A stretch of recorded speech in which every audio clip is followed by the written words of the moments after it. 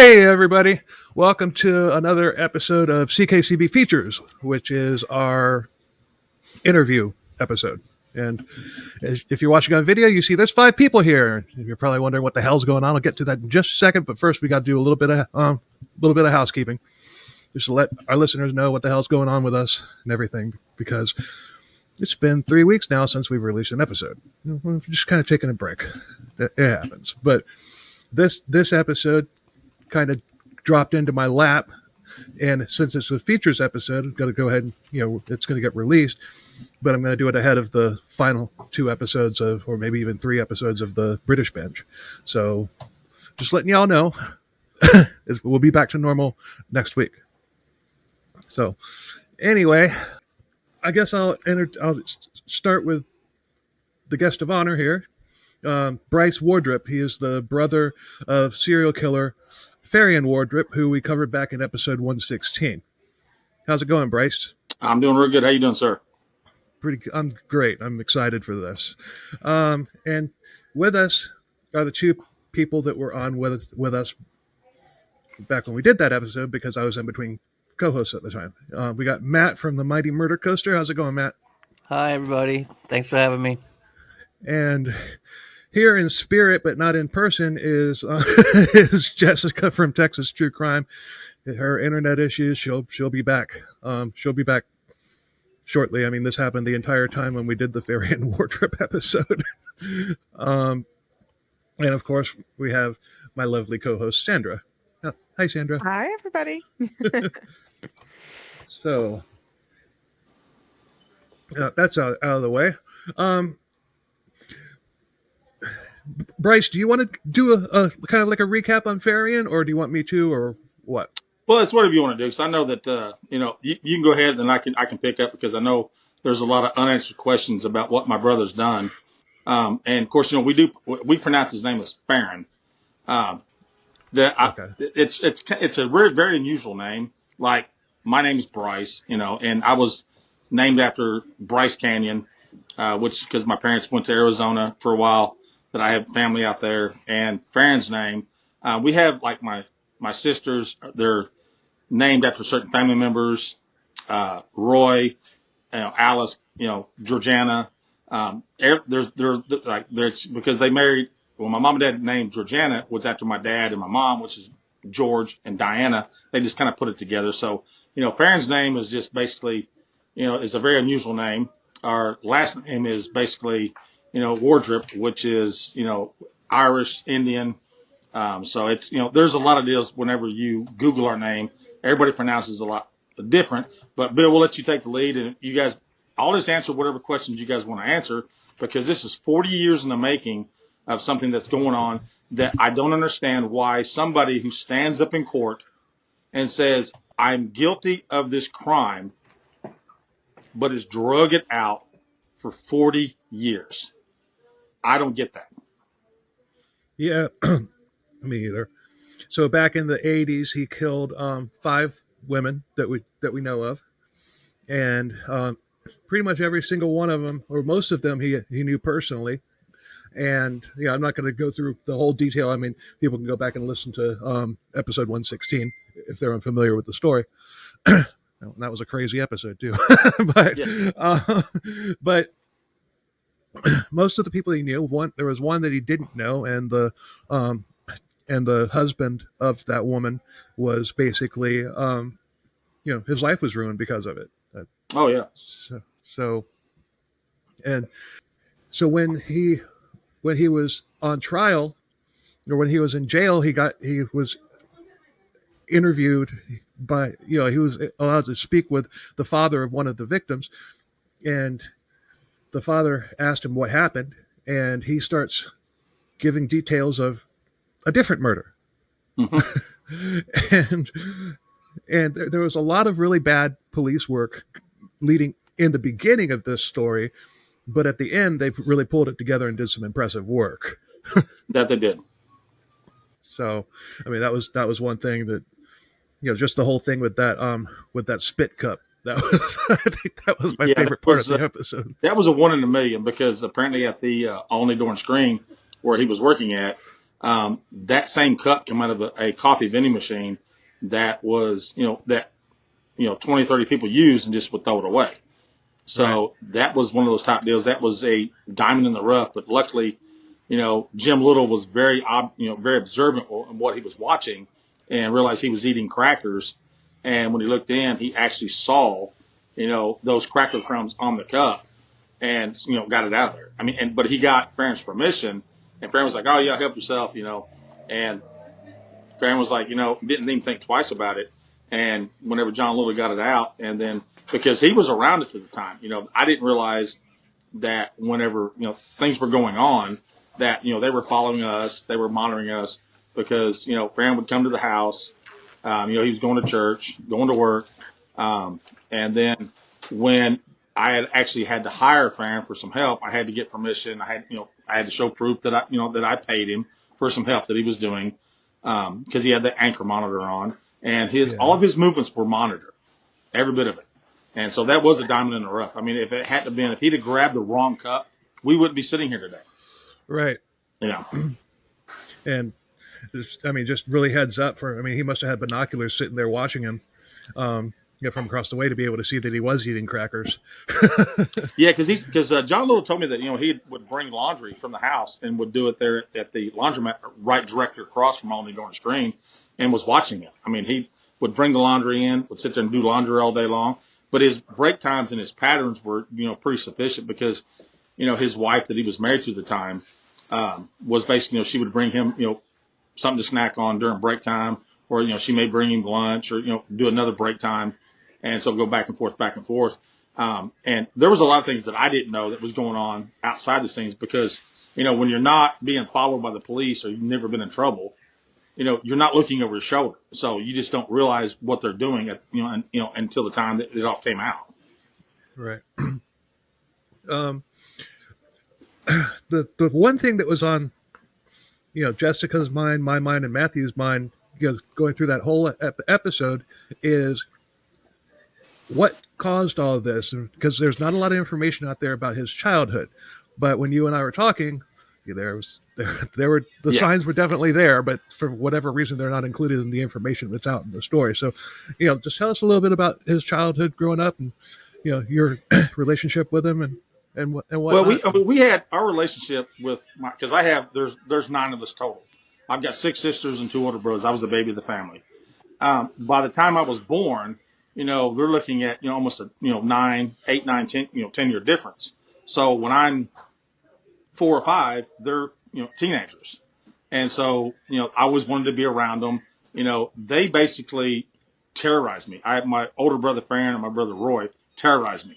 But I guess, family members, that's what they do. The little brothers picked on, shoved aside, knocked down because I wanted to drag along. I wasn't old enough to go here, wasn't enough to go there. There was a lot of things that was going on that Farron and Roy were doing that, I'm like, what? And my dad had to basically step in and say, look, you guys need to stop. Farron was a master manipulator. Yes, he did the drugs. He did the alcohol. But he never did that around me. My parents, I never saw my dad drink. I never saw my mom drink. We lived in because my 3 older sisters were already gone and moved out by the time I was born, because I've had one of my sisters, they're in their 60s and 70s. One's already passed away. So there's a big age gap. Now, Vicky, Valerie, and Teresa are actually not my real sisters. They're my half sisters. My mom already had those 3 when I was born from a different, husband. He was very abusive, left. My dad and my mom met. They got together. And then there was, the other 6 were born. So Farron and Roy were basically, they had gotten into a lot of trouble. I had seen Roy do stuff to where he'd gotten caught for, stealing, shoplifting. Farron was pretty much the same way. He was more of a ladies' man. He tried to fit in at the high school. He tried to do, sports, which, he's, 6'6". He made the, I guess, B-string basketball. He was on the swim, which he said he was on the swim team, but I don't even think Marion High School in Marion, Indiana had a swim team. So I'm not 100% sure there. But Farron was one of those type of guys that, and I explained to you, Bill, that the way growing up, if you had $25 in your pocket and you had enough money to get some gas, milk, bread, and you were going to get paid next Friday, which is on Sunday, you would give Farron that $25 and say, "Thank you very much for taking my $25." He is that kind of master manipulator. He knew what he was doing. Roy was a completely different person. I've seen Roy do things to animals, and I've even told a lot of people if they came back and said, "Well, Roy did this," and I'm like, "Okay, yeah, I can see it," because I've seen him torture animals.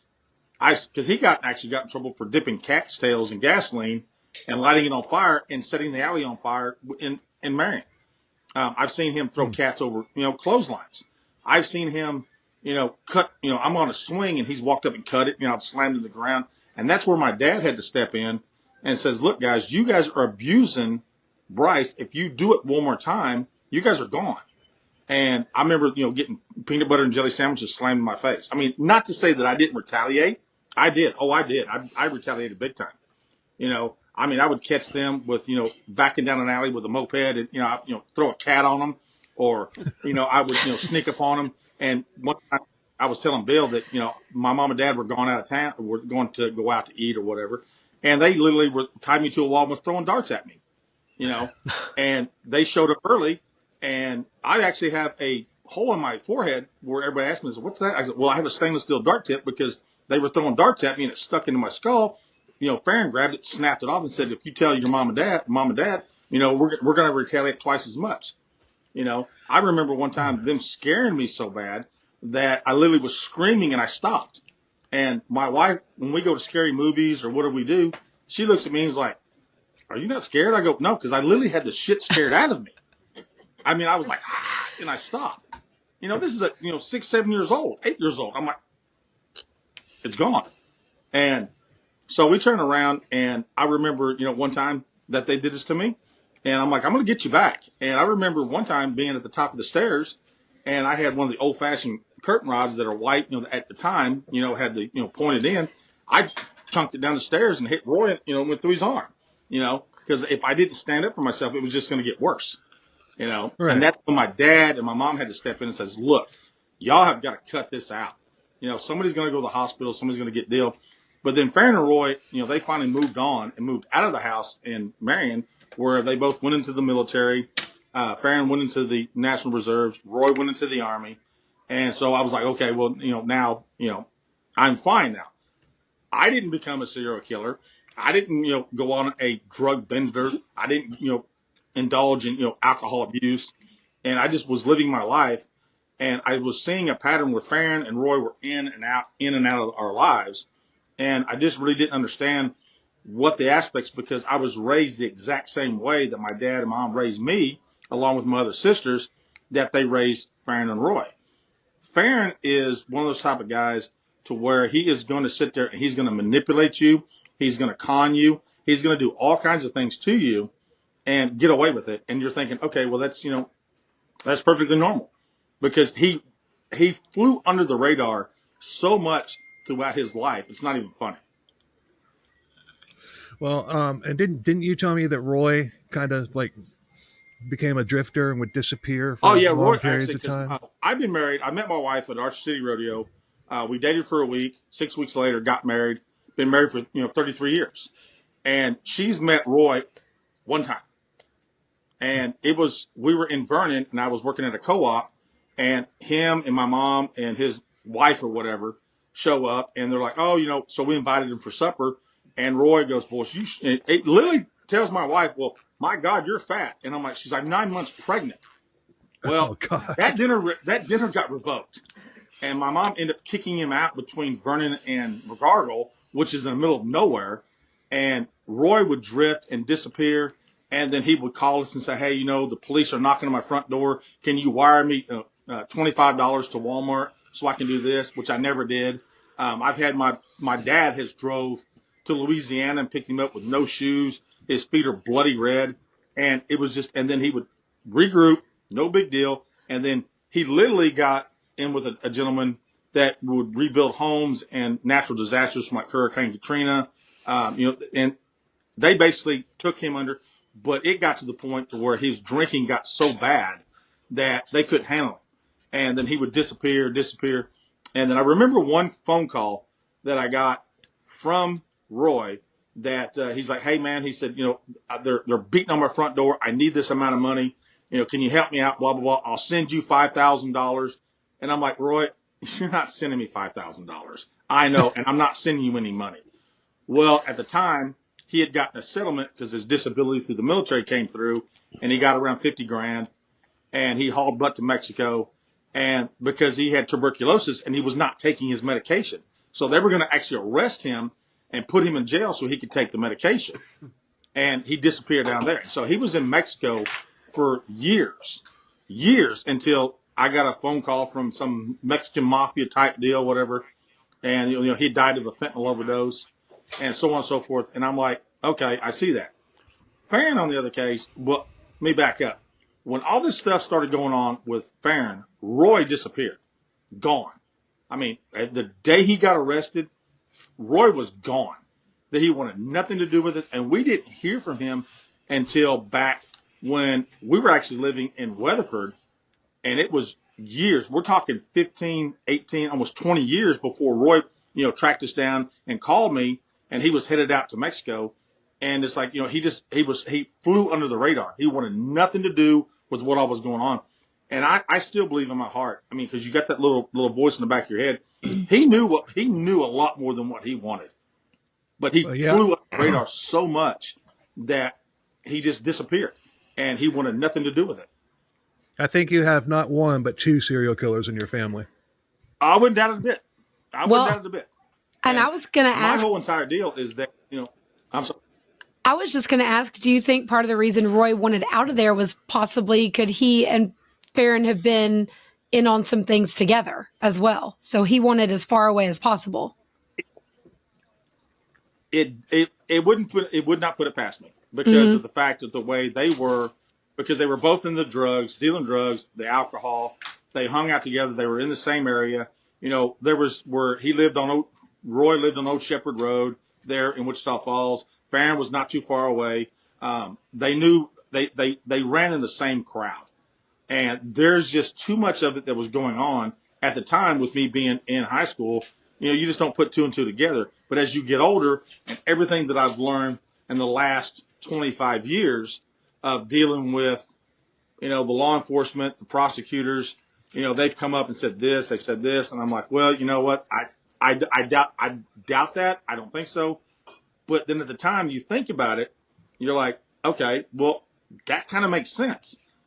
What did he know? What didn't he know? Because he never asked anything about it. Yeah, because my wife was because she's got a stone cold memory, and as me getting older, Roy never asked about Farrion one time. Never said, hey, how's he doing? What can I do? Where's he at? What's going on? Even when he went to prison for the first time for Tina Kimbrough, he disappeared. Plausible deniability. Yeah, it's plausible. Yeah, plausible deniability. He just wanted to disappear. So did he have something to do with it? I mean, if I was a bet man and I had $1,000 to go to Las Vegas, I'd put it down that he knew more than what he did. Well, unfortunately, Roy is dead, but I wouldn't be surprised because he bounced around all the time. Maybe could ties him to some of the Texas Killing Field murders. Well, Bill, there's one thing I didn't tell you when I was talking to you about it is, and this is not funny, Roy actually was arrested in the state of Arkansas and was drove to the county line or the state line by the DA and told him, if you ever come back, you will go to prison for pretty much the rest of your life, because he got arrested and was looking at 99 years and he got off on a loophole. But he was also married to 4 different women at the same time, but never got divorced. Okay. And I'm not joking. He literally got married to 4 different women. And I'm like, when he visited us with my mom and Tina and his new wife, and I'm like, so wait a minute, you are married to this person, and this person, but then you married her, but you've not divorced any of them? Oh, well, that doesn't matter. Yeah, it's like old Pee Wee Gaskins. Yeah, I mean, that's why they escorted him out of the state of Arkansas. I mean, I guess sleeping with your brother and sister in Arkansas is okay, no pun intended. You can't marry 4 women and divorce them and that's illegal. I mean, I'm like, my mind is blown all the time. And then, then he would call me and say, "Are you still married to that same old gal?" Yeah, why? That's what you do when you get married. Because I want to marry her. Yeah, I want number 5. And plus, I don't want to give half my crap away. Oh man, I don't get it. It blows my mind. Well, and I was about to ask if Sandra? it was in different states, but it was all in Arkansas. So I guess none of the counties were talking to say, "Oh, look, there's a marriage license filed here and there and there." Because I thought maybe they were in different states. They were. There was actually, I think there was one. There was one in Texas. There was one in Oklahoma. There was one in Missouri, and then there was one in Arkansas. Okay. And when he for a large amount of drugs in Arkansas, and was looking at 99 years, and got off on a technicality, they're just like, "We're done. We're going to drive you to the state line," and that's when I believe at the time my dad drove to Louisiana or where it was and picked him up because he had no shoes on and was walking barefooted. And so they got him back to the house, and it lasted probably a week or two. And my mom and dad just couldn't handle him anymore because his drinking, his cussing was just so out of hand. It was just like, it was MF this all the time. And then when he drank, it just got worse and worse and worse. Farron, on the other hand, when he drank, wasn't like that. It was two totally different personalities. It was one of those type deals where Farron really didn't drink a whole lot. He didn't smoke cigarettes because he didn't like the way it smelled. Yeah, he smoked dope. I didn't see him, at the time I was getting older, I didn't see him, shooting up methamphetamines or cocaine or whatever it is, however they do it, how they ingest it. Farron, on the other hand, was more of a master manipulator. He could work a room, see what he's seeing, do what he needs to do, and then control the narrative. He was a narcissist that wanted to control women. And that's the way he did.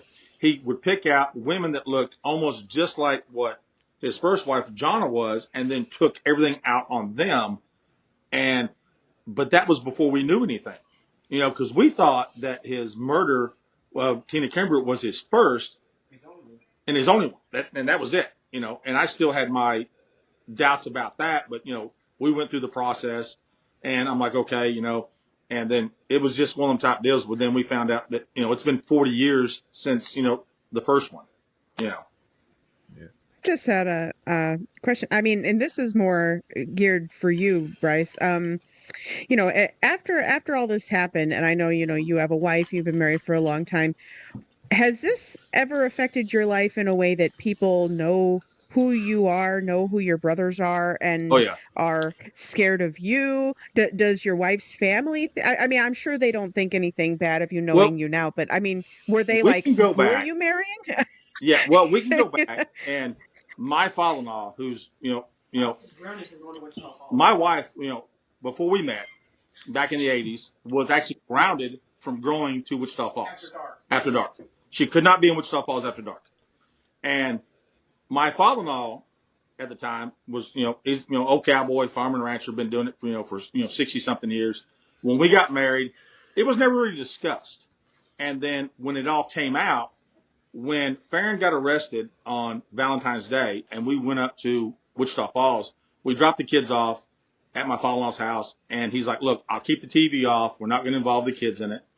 Just let me know. If you need anything, let me know." And he said, but my father-in-law said, "There's just something about him I just couldn't put my finger on. Don't know what it is." And we went up there, and my wife has lost jobs. She's actually been fired because if you Google my wife's name, and then, of course, Tina Wardrip, you got Tina Kimbrough, you got me, and then you got Farron. Pages upon pages upon pages pop up. And the line of work that she does, we're dealing with, children, she's a cook. She's a master chef, well, there's, you just didn't make the cut. Okay. So how is that? So my wife actually started her own home business because she couldn't be responsible for what my brother's done. I've had people where actually when Patricia Springer's book, Scream of the Sky, came out.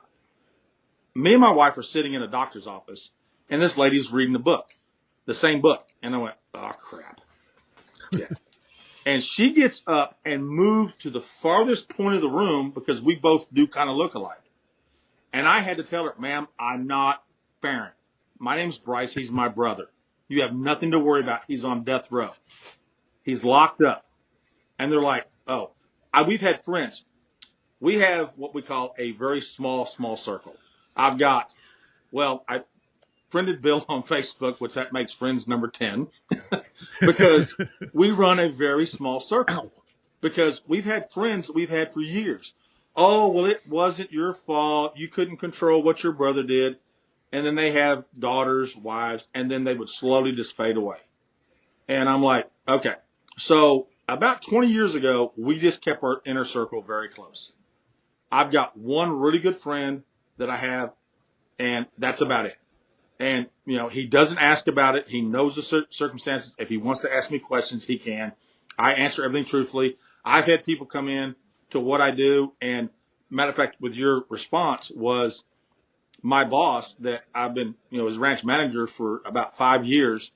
They went to Las Vegas, and they were sitting there, and they went back to the room, and the cold case files came on with Bill Curtis, and his wife's really big into, the forensic files and, murder cases. And that popped up. So she's watching it. And then all of a sudden he sits up in bed. He goes, oh my God, that's my foreman. And so he flies back, and it's like, you need to come to the house. I need to talk to you now. I'm like, okay, it's Sunday night. What's going on? There's no cows out. What's the deal? No, you need to come now. So I drive in and like, get in here. How did you not tell me this was your brother? I go, well, what point of a conversation is that going to come up? Yeah. By the way, my brother's a serial killer. Yeah, P.S. My brother's a serial killer, so let's protect the cows. They're like, oh my God, I can't believe this. I'm like, no, I'm not. I don't talk about this. And I've not said a word or spoken out in almost 20 years. And I'm sitting there watching this that goes on, and I get turned away when he goes to court, through district court, superior court, because I can't go into the to the actual court because I'm still a witness for the prosecution. Because Farrion confessed everything to me. When he got arrested and he called me from jail, he told me everything. So I immediately picked up the phone and called Barry Maka and said, look, Barry, I said, this is what's going on. This is what he told me. He's like, hey, I need you to keep a lid on this. I need you to be up here on Tuesday, I think it's Tuesday or Wednesday morning. Meet me out back. We're going to bring you in. And I had to testify before the grand jury. And I said, and I had to apologize to Barry Maka because I said some things to him prior to this because, he knew where he was for 11 years, but I didn't know some of the things I didn't know. And when I found out, I had to apologize. And then that's when, everything just escalated. And then it just became so bad. I mean, it was because when you live in a town of only 3,000 people, they come out of the woodwork. They're like, oh yeah, he tried to rape me the other night, Rob. No, he can't because he has an ankle monitor on. He can't even take his trash out. And I'm like, let the facts play out. Let the facts play out. And then it got moved to Denton, but still, we live in a town of 3,000 people, and it was hard on us. I mean, our children were being harassed at school. Yeah, they were little, but they knew they were being harassed. People, would see us coming down the aisle of, Stewart's grocery store, which is no bigger than, a small Walmart. They would turn and go down the other aisle. I'm like, I had nothing to do with this. But they all thought we did. They thought we were covering for him. They thought you were the Bloody Benders or something like that. Yeah. It was crazy. And it was at the point to where, there was times where my wife had told me, look, because I had suffered from, ulcers because of the stress that was going on.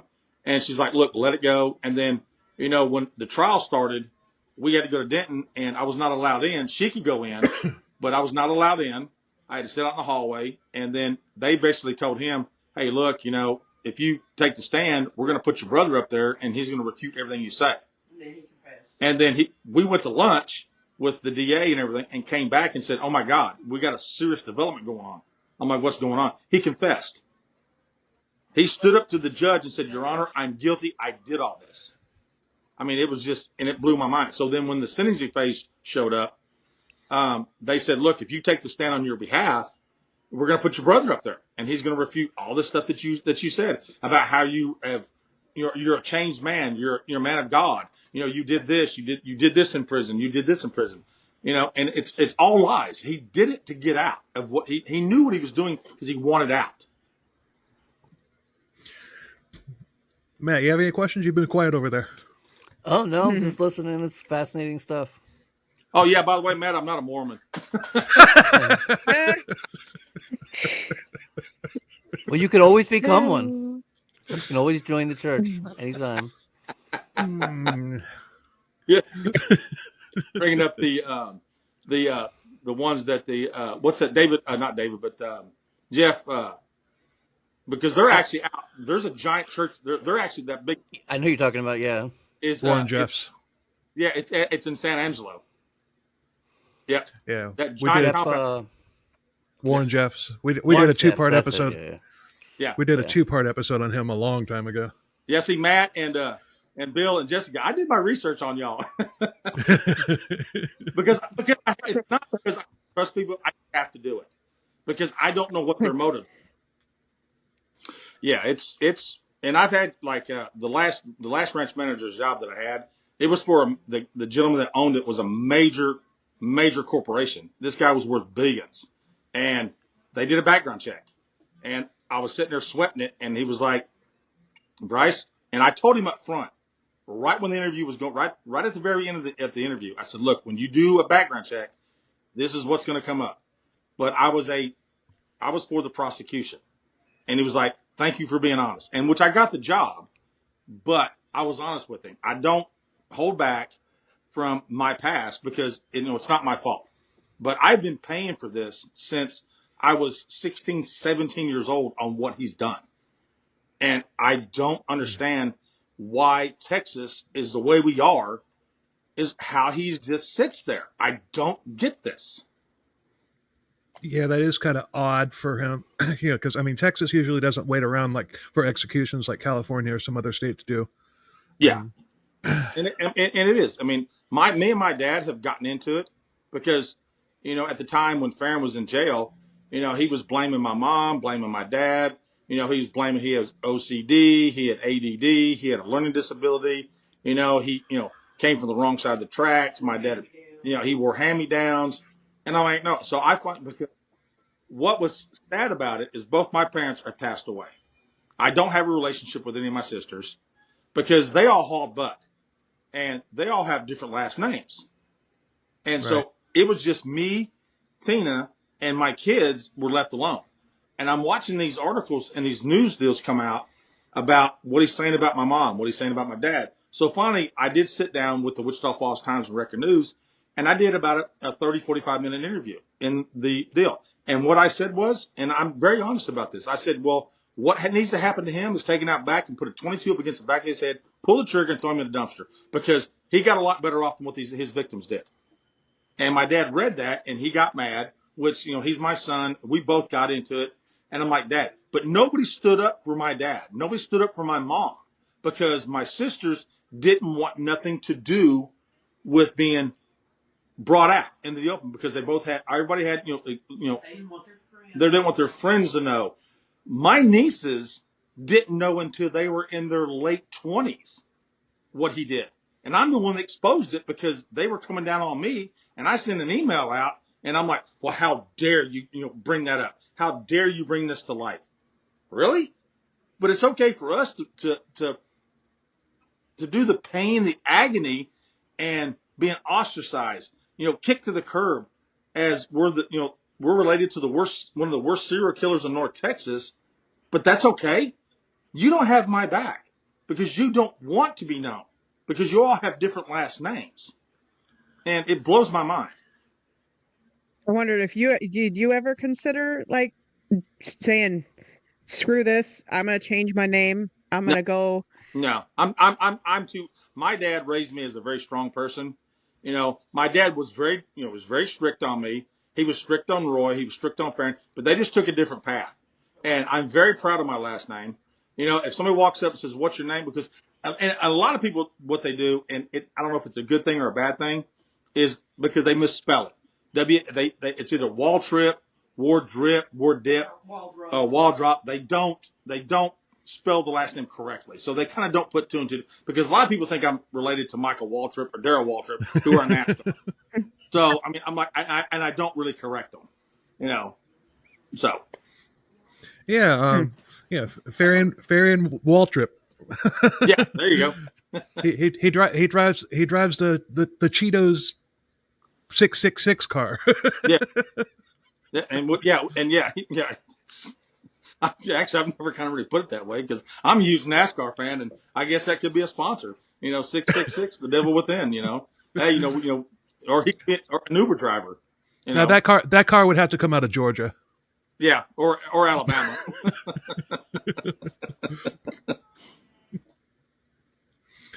Oh man, this is good. So I guess take us to the. Okay, do you have any insight or knowledge on like what happened?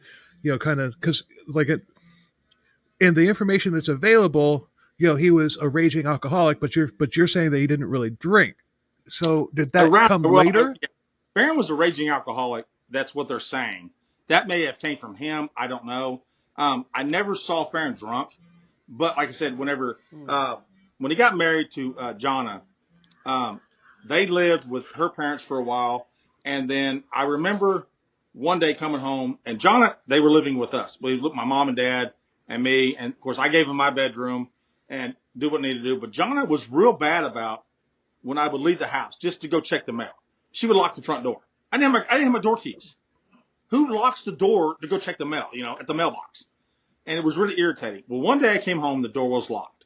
Farron was gone, and I go in, and Jonna had, a bloody lip, and, you can tell, there was marks on her face.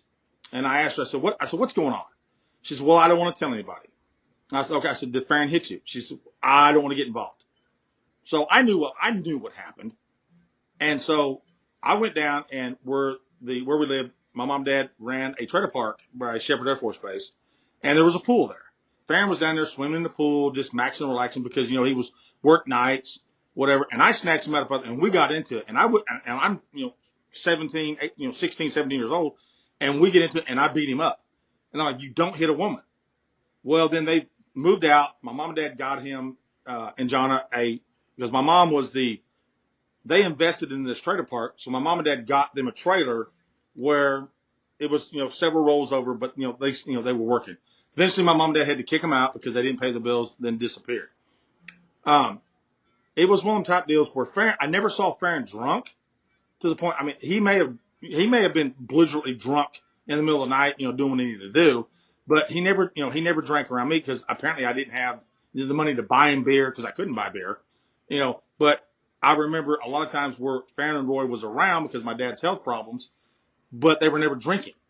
Roy would be, smoking his dope, do what he needed to do. And I'm like, I'm not, because I played sports and stuff. I'm like, I'm not getting involved in that.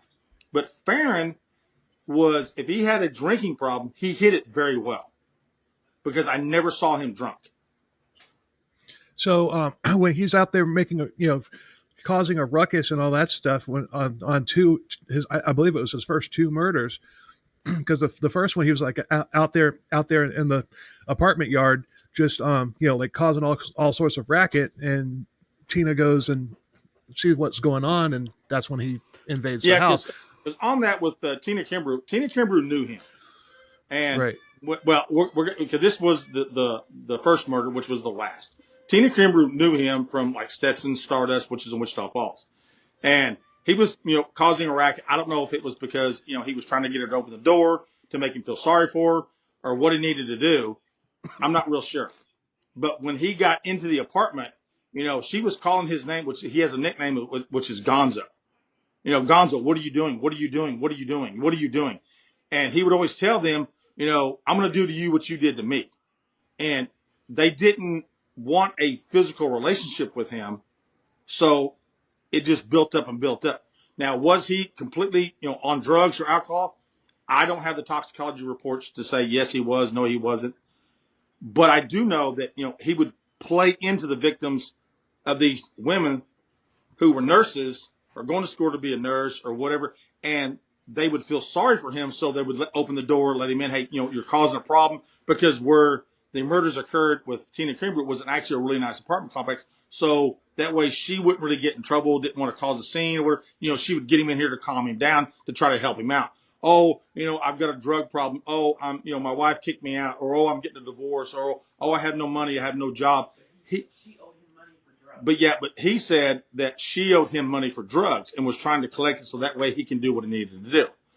There was a lot of things that was spun around, turned around, that Tina Kimbrough really didn't do. And in the fact that with the murder deal, whenever he killed her, he didn't rape her. So that's when it tells that it was just a murder case. Right. Yeah, well, he used that in the court systems, because he told everybody, oh, I had a problem. Oh, I was an alcoholic. Nobody would give me any help. Oh, and then when that didn't work, he went to, oh, well, I had ADD. I had a learning disability. I grew up on the wrong side of the tracks. Well, then when that didn't work, he was like, oh, well, my parents were abusive. My dad used to beat me. When that didn't work, he would go to a different deal. My deal is that if Farrion was mistreated so bad from my mom and dad, when you got out of jail, why would you want to inject yourself right back into that same environment? Even though my dad was older, bygones may be bygones, and they may have forgot this, they may, they may have met up. But if you are such a redeemed person, why would you inject yourself back into that same environment? And he did. He used so many different excuses that it wasn't even funny. It blew my mind on how many different times that he would use different excuses instead of saying, hey, it's my fault. I'm taking the blame for this, because he did it one time. He did stand up in the courtroom and says, Your Honor, I'm guilty. I did this.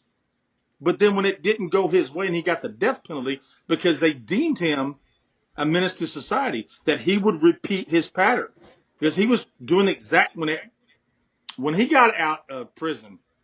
My mom and dad had to petition the courts and had to go to Young County, to the sheriff's department, and say, hey, look, we have a house here.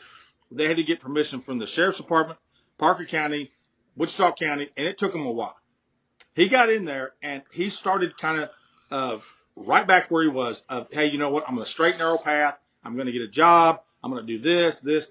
And he was doing all that. He became, went to the church. But in the church, as we go back, is that when people that I very well know and I respect in the only community come up and said, hey, Bryce, what's going on? They told us, or Farrion told us, that he went to jail for hot checks. He went to jail for vehicular manslaughter. He went to jail for spousal abuse. He went to jail for this, but it was never for murder. So it was another way of him covering his tracks, because he didn't want people to find out what he was actually doing. So he's not a rehabilitated person. He did the right things. He said the right things. He did everything he needed to do in prison, because he knew, if I do this, I'm going to get out in, 15, 20 years, because he took a 35-year plea deal, but there were stipulations. So he said the right things. He did the right things. He knew what he was doing, because he was that master of a manipulator. He knew what he was doing.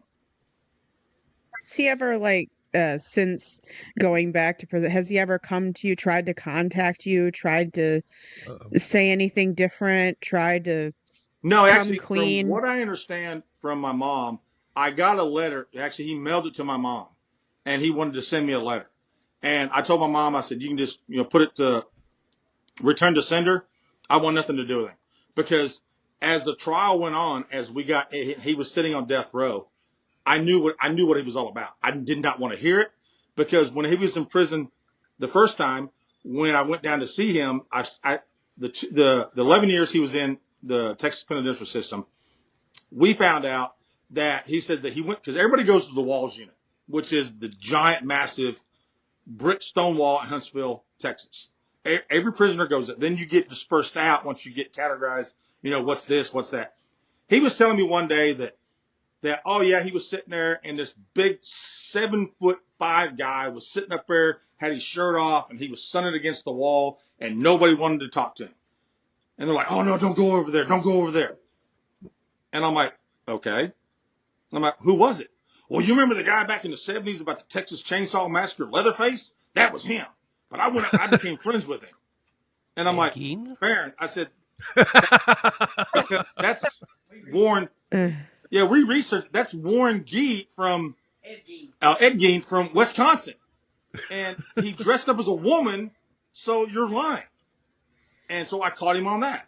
And then one time, he was up. Yeah, he showed me. He's like, "Oh yeah, man, I got stabbed in prison because it's a big old fight." Really? But then we found out that he had an appendicitis, and it was basically an exploratory surgery. And then the last time I saw him he was sitting there and his hand was in a cast. Oh yeah, I got into a fight and the deal, blah blah blah.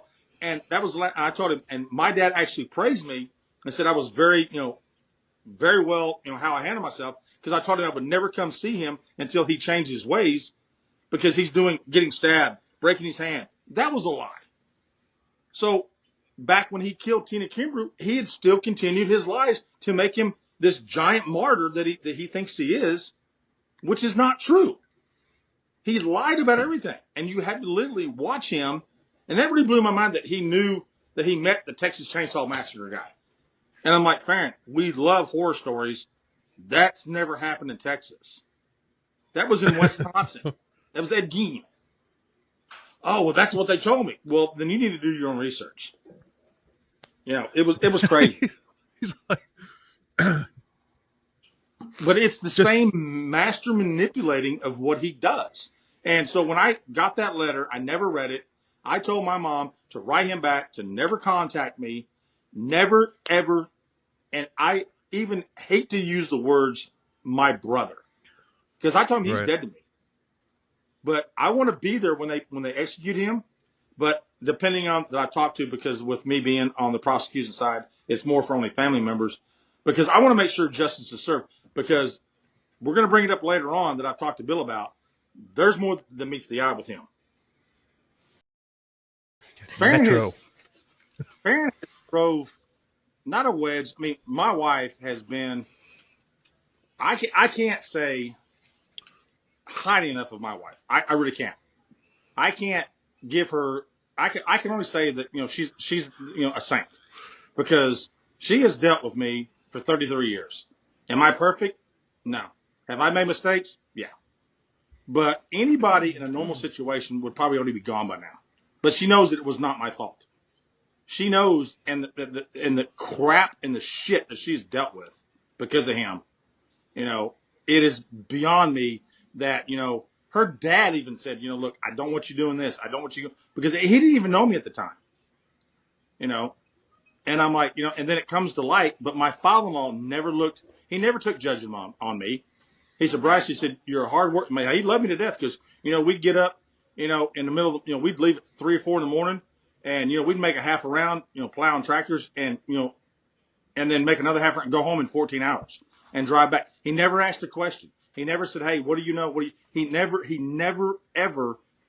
ever judged me because of what my family members or my brother did. He never brought it up. And he was just one time about when that woman called, said you're serial killer. Yeah.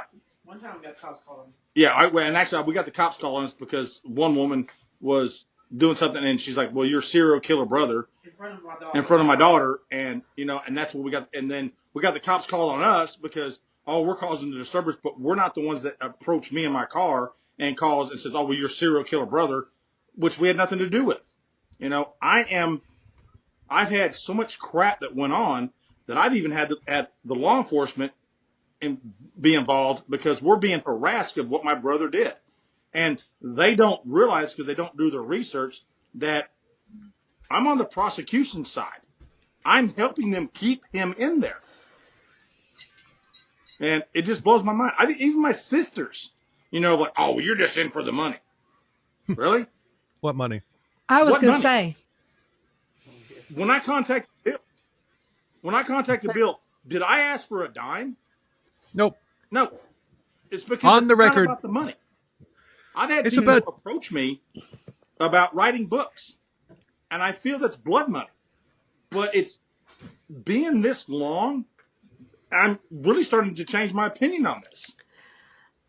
Because I mean, it's like, what do we got to do to wake up? You may as well benefit from it in some way, man. I mean, you've Well, I suffered mean, enough, I you would know. give it to like a scholarship Yeah. society, St. Jude's, like that, for the victim, and the victim, a scholarship in nursing for, the nurses that were killed, Tina Kimbrough, Ellen Blau, Tony Gibbs, Deborah Taylor, something to that effect, it would benefit, help somebody to become a nurse to help save other people's lives.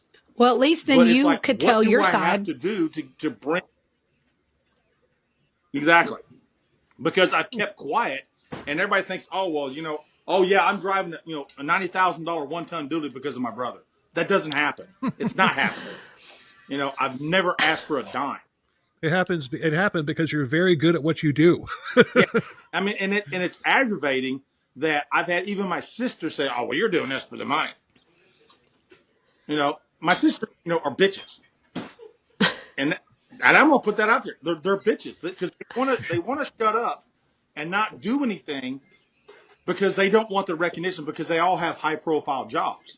Well, oh no, I don't want to be involved in that. And then when I did bring them into the fold, oh my God, the crap hit the fan because they had pushed me into a corner, and I'm like, look, the old saying goes, you keep poking a bear, that bear's gonna bite back. And one day it did. Yeah. And I told my mom, I said, Mom, that bear's been unleashed. Well, now we just need to get along. No. They're doing this for a reason because they don't want to be drugged into it. I didn't involve them in this. But don't stop dragging me into it where you think you're just going to get away with it. And it's very disheartening. It's basically, you think that you can do what you want to do and then blame me for things that I didn't do, that I haven't done. It's not going to happen. Yeah, we were when we were talking. I mean, I brought up the fact that it's like I know exactly what that feels like because I'm going through it myself with some things in my past that I'm speaking up against, and so I know all about the blowback. I know all. Yeah. I'm going through it too. Yeah. With my family. It's crazy. Yeah, but so did you meet Ken Taylor? Just out of curiosity? No, actually, the only time that I ever knew, I knew Deborah Taylor. I knew about Deborah Taylor. I knew about Ken Taylor was when we were there and I got done testifying before the grand jury. And I was walking out and there was another investigator who actually stopped me and said, hey, Bryce, we got one small problem. And I said, what's that? He goes, well, there's one more. And I'm like, oh, shit. He goes, it's not here, it's in Fort Worth, and it's Deborah Taylor. And then I did a little bit of research because I never saw him at the courtroom. If I did, I didn't know who he was because I've never met him. Right. And the other time that I got mentioned about Ken Taylor's name was Red Marble Media. They had contacted me because I have the same address, and I got a FedEx letter about wanting to go on the show Shattered. And so it took me a while to kind of, do I need to? Do I not? I'm like, okay, so what do I know? So I did my research on them, and then I contacted Red Marble Media, and I was talking to the producers. They're like, well, we'd like to do this, this, and this. And I'm like, okay, fine. Well, I didn't hear anything back from them for a while. And then they called me and said, okay, we're going to start doing the shooting. We would like to interview you. But then about 2 weeks later, I got another phone call, and they said that I got bumped. And I'm like, because they were only allowed like 4 or 5 interviewees. And I'm like, okay, I said, that's no problem. I said, do you mind who you're bumping me for? They said, well, Ken Taylor, Deborah Taylor's wife, contacted, and he wants to be on the show. And I'm like, hey, I get it. Go right ahead. I understand. There's nothing, I get that. Let him speak. And then as we heard what he had lost, he lost his jobs. He lost his kids. He lost his house. He lost his in-laws disowned him. And some of his own family. And we're like, wow. And he sits there for 11 years and let this guy go through what he went through. And it ruined this guy's life for something he never did. Yeah. It was crazy. I still, I said on episode 116, I was just like, man, when he was exonerated, he should have gone on a major fuck you tour of everybody in that city, and he should have sued his boss. I his, agree his with former boss. Yeah, I would have done the same thing, because I mean, it was just like Danny Laughlin. They tried him. It was a hung jury. They decided not to try him again, but apparently he knew too much about the trial. But you got to realize that Roy Farrion and Danny Laughlin ran in the same crowd of the drugs, the marijuana use in Wichita Falls. They were in the same vicinity, and he ran his mouth. Wait. Danny Laughlin, that's the motorcycle stripper. Yeah. They knew it. Farron knew him, and he knew Roy. They all ran in the same crowd. I did not know that. Yeah. There was some things when I talked to you. There were some things I was holding back. So it doesn't make any sense to me. It's like, okay, because Danny Laughlin kind of had a little bit of an issue, a little bit of blowback from being a suspect in I think it's the second murder, Tony Gibbs. Yeah. So he was a suspect of that for a little while, and if he ran with Farrion, it blows my mind that they didn't even and that's the whole point, that because of the bar that were because it was called, I think, Stardust, it was Stardust at the time in Wichita Falls. They all were there. So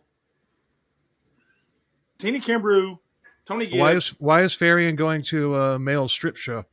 Oh no! Well, now this is a cowboy bar. Oh, yeah, this is a cowboy bar. And then again, he may have been into, I don't know, Farron may have been into something, I don't know. It was a cowboy bar, but Farron at the time thought he was a cowboy, and he's not. But he knew a lot of the same people.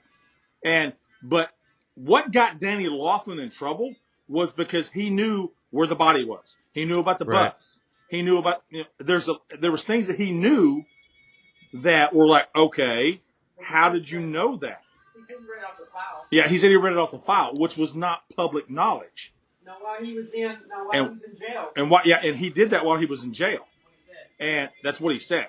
But then you put together Farron, Roy, him, that knew all this information, and that's why they go after him. And then they're like, oh, well, this is what's going on. He had nothing. And then Danny Laughlin he got killed in a car crash in Colorado, which was still to this day a suspect. So not only did he have Farron had Danny Laughlin as a suspect, he had Ken Taylor. So he had two other people that were accused of what he did. And he sat there and did nothing about it. But he's supposed to be this reformed. And Danny Laughlin was his friend. Yeah. They knew each other. Each other. Acquaintance at the very least. Yeah. And there was things that really bothered me that I didn't put two and two together for a long time.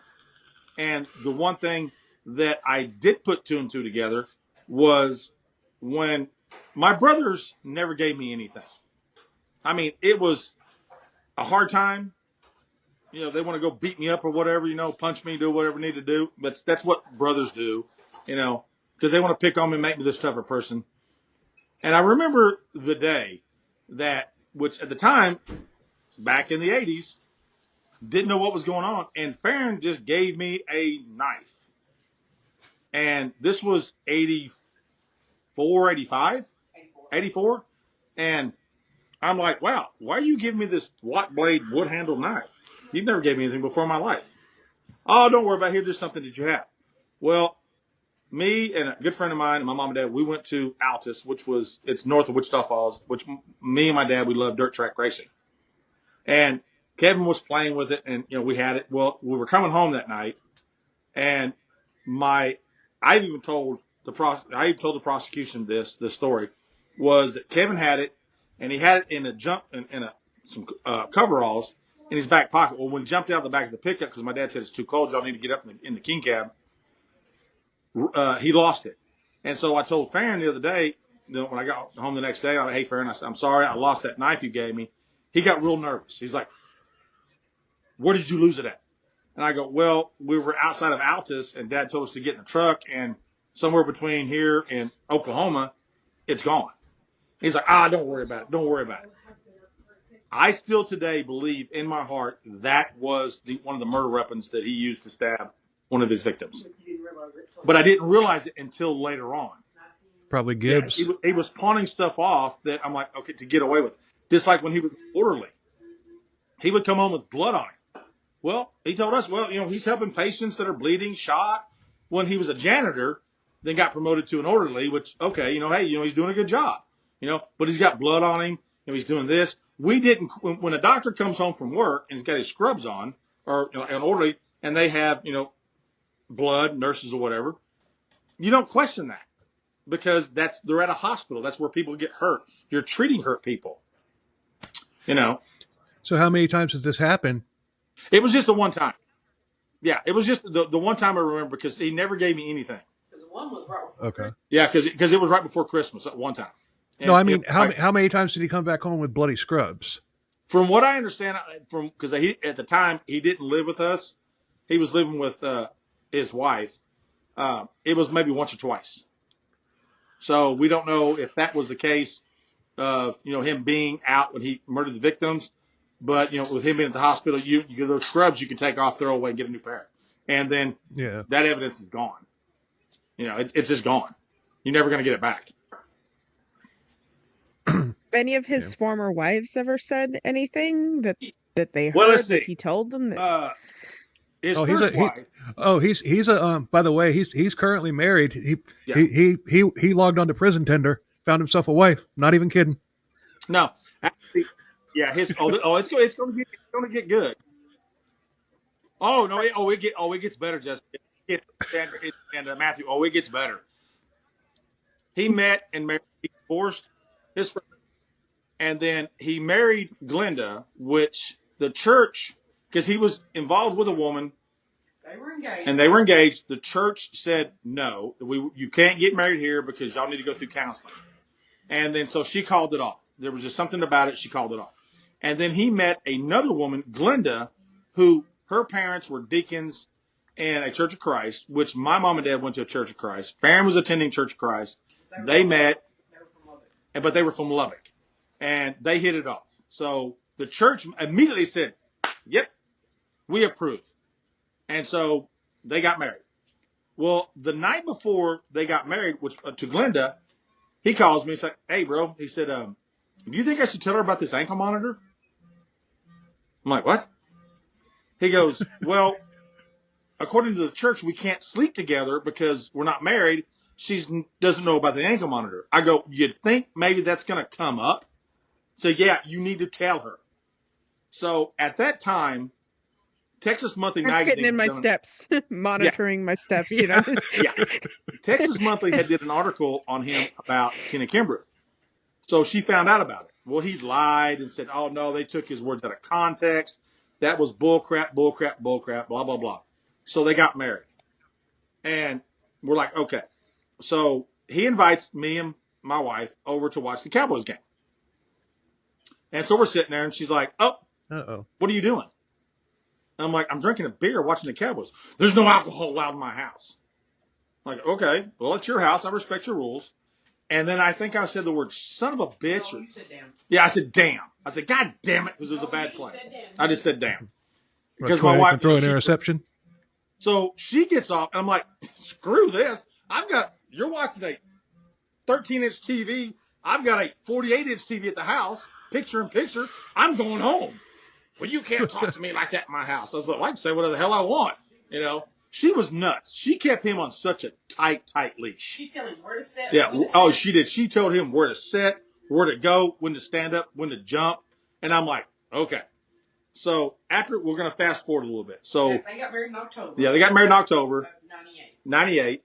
And then they arrested him. He goes to trial. She was there one day. And she hears all this. She gets up, walks out, and never came back. And she filed for annulment. Good on her. Because he lied to her about everything. Once again, narcissist. It's all about him. So we're sitting there one day, and My wife, Tina, goes, hey, you know you got a new sister-in-law? I go, no, I don't. They go, yeah. Farrion married a woman by proxy from England. From England. And I'm With a like, tender. okay. So she also has money. So she either bought a house or she rented a house in, at the time, was Livingston, but he's in a different death row unit now. She comes in at least once or twice a month. She sees him on a regular basis, keeps money on his books. She actually has met his kids, bought them Christmas presents, their grandkids presents. She has met my sister, Alice, my sister, Kathy. She has met my mom. I don't think that she ever met my dad, because I can't remember if my dad was still alive at the time. Okay, my dad was already passed away. And they think she is the next coming of Jesus Christ. But I'm nutty. But my wife is nutty. Oh, God. Explain Wow. that to me. No, that's just it. I mean, she thinks that your wife is nutty. Meanwhile, she's the one married to a serial killer. Yeah. And she's bought presents for everybody. She does this. I've never met her. And I didn't either. Tina's never met her. She tried to friend Tina on Facebook one time, and she declined it. I don't blame her. Yeah, I mean, it's one of the type deals that, and then apparently what the word got out, the reason why it's went on so long is because she has money. So I don't know if it's true or not, but apparently she hired some lawyers from Oklahoma to help defend, Farrion from, because back when he was convicted of murder, and when he was at Denton, life was 20 years. So they were pushing so hard to get the death penalty overturned to make it life. So basically it's 20 years. So Farrion's already served 20 years. He could get out. And apparently they don't understand all that. So, that's not going to happen because they got to run concurrent. But she was pushing very hard. Now, I don't know if they're still married today. I don't know if she's moved on. But from the last year and a half that I know, from what I've heard, that she still flies in. She still sees him. She still puts money on his books. She still has the lawyers. I mean, and so they're trying to get her involved in this case. And I'm like, so this woman you really don't know married a serial killer. You go out to eat. You spend Christmas with her. You spend Thanksgiving with her. She buys everybody in your family gifts. And I'm married to the nutty one? Yeah. I mean, I don't get that. It blows my mind. I mean, and I'm like, okay. And so, but I've never met her, never talked to her, because I do know that Farrion's oldest son, he was killed. He got involved in something that we don't know what all involved in. It was in Cleburne. Apparently he was running from the cops. He jumped out of the car, took off running to a pasture, and they couldn't find him. Well, apparently he fell off a cliff and broke his neck. And that was in December, and they didn't find him until like February because he was feeding his cows, and they found him. But we looked. I contacted Johnson County. I contacted Johnson County Sheriff's Department. I contacted the Cleburne Police Department, and nothing could be collaborated. But apparently they had a funeral for him.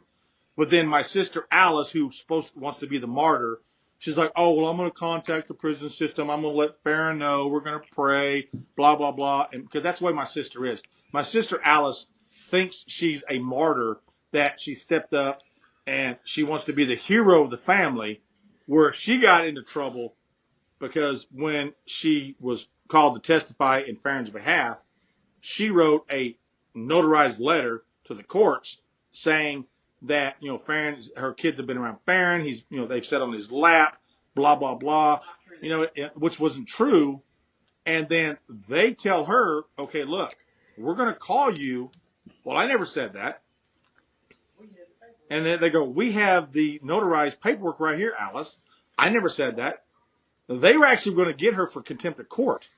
I had to step in and say, Alice, look, you need to tell them that, yes, I did write that. Yes, I did notarize it, but now I don't feel that way. Because they're not playing around. This is an old case, murder, that they're going after, and they're not pulling any punches. Well, I still don't know what they're talking about. And I showed her, because I got a copy of it. I showed her. well, I don't know what it's all about, but okay. And I'm like, I literally, at that time, about 4 or 5 days later after the fact, I'm sitting there, and my wife, she goes, what's the matter? I go, nothing. She goes, no, what's the matter? I go, I think I'm adopted. I literally think I'm adopted. Because I'm like, what the hell is going on? I'm like, we're the black sheep? And these people can just do whatever they want and not come to the realization of what the world they're getting involved in. And I'm the bad person. And so people ask me, I said, well, I'm the youngest because, like I said, I have my older sisters were, they were married and gone by the time I was born. I still say that I was adopted, because I'm nothing like my older brothers. Yes, I do look like my brothers, but I'm The adopted. crazy genes. They got all the crazy genes, and you got the good ones in the end. That's my whole point. Is that my problem is that my mouth gets me in trouble because if you ask me a question and you don't like the response and it makes you mad, you should have never asked a question.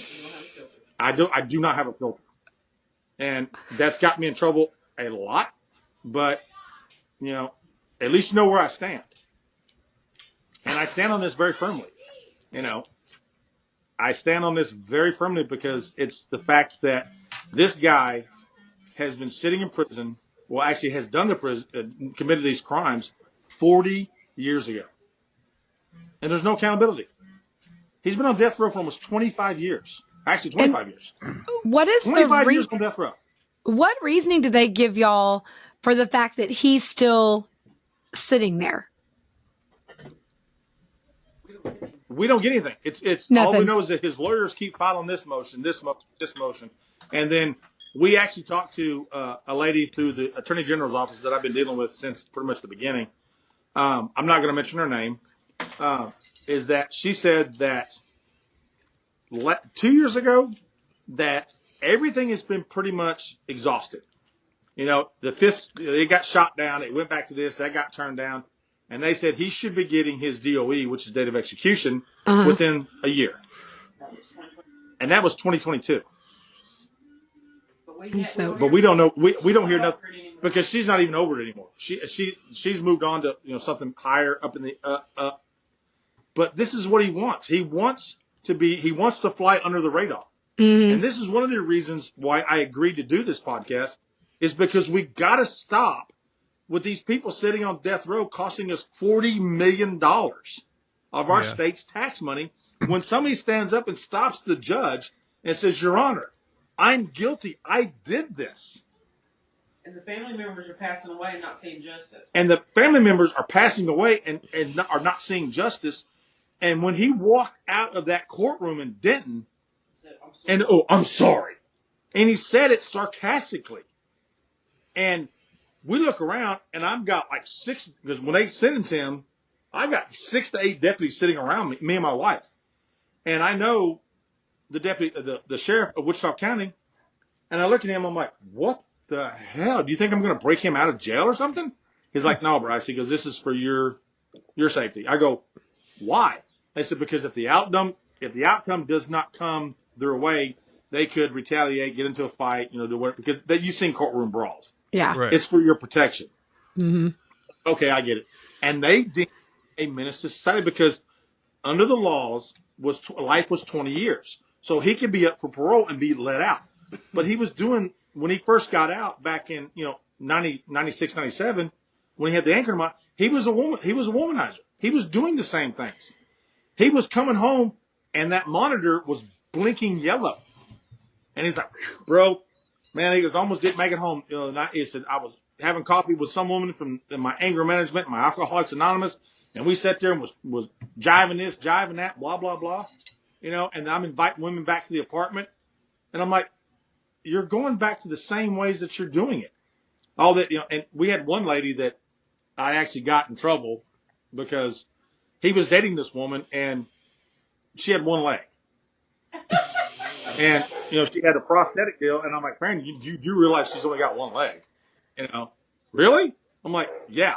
I'm like, because he was asking me, what kind of music should I play for us to dance to? And I'm like, I don't know, dude. I mean, how did he not know? I was going to say. Or was he? Or was he just bullshitting? He was bullshitting because he was manipulating these women again.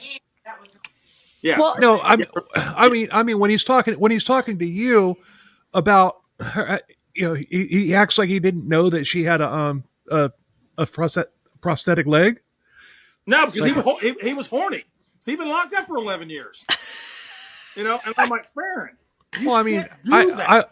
What's wrong wouldn't. with I having would. one? I don't get it. Yeah. What's wrong with having one leg? I got a friend with one leg. He snowboards, skateboards, does everything. You wouldn't know Well, it unless. you should meet the lady though. She had a peg leg. She didn't have a. Yeah, she just. It was not the fact that he was wanting to have sex with somebody he didn't know. And I'm like, you need to know all the facts because when she pulls that off, No, she had a peg leg. she had a peg leg or whatever you want to call it. So she I'm not trying to offend. I'm not trying to offend people that's got a prosthetic leg or whatever. But he was back in his old ways of trying to manipulate these women, but he knew nothing about them. He was if he's manipulating them. If he's manipulating them, he's not gonna care if she's a double amputee. Well, that's true. I mean, and that's true too. But my thing is what seems odd to me is the fact that he's playing it off to you like he didn't even know it, and I don't. That's yeah. What does he gain from that? What? Yeah. He just talked to her from across. Yeah, he would talk. He would talk to her from across the courtyard because he couldn't go to her house. Oh. Okay. Oh, because he would be. Okay. Violating his little ankle bracelet. To know these people. It was very odd. Yeah, she was very odd, but he saw a potential victim. Well, he probably felt like she didn't get much attention, and so he could play upon that. Exactly. And I'm like, unmet needs. Out to him. Mm-hmm. Unmet needs. That's how a lot of these manipulators get it. They focus on the unmet needs of their victim. Right. And it's like he's playing upon her feelings because she did live alone. She didn't have a lot of friends. She was only one in the apartment and she was only one in the apartment complex under 60 besides him. So he saw an opportunity of like, hey, how you doing? I'm like, Farron, you can't do that because whenever he met and married Glenda, they were basically inseparable. And that's one of the reason he got caught was because she was up there at break time. She was up there at lunchtime. She was up in the evening breaks. And she was bringing him snacks. And then I very distinctly remembering the day he called me. He's like, hey, bro. He said, man, great news. He goes, they're taking the ankle monitor off me. I'm like, hey, great. I said, so no more restrictions? No, I can, I'm free to go here. I'm free to go there.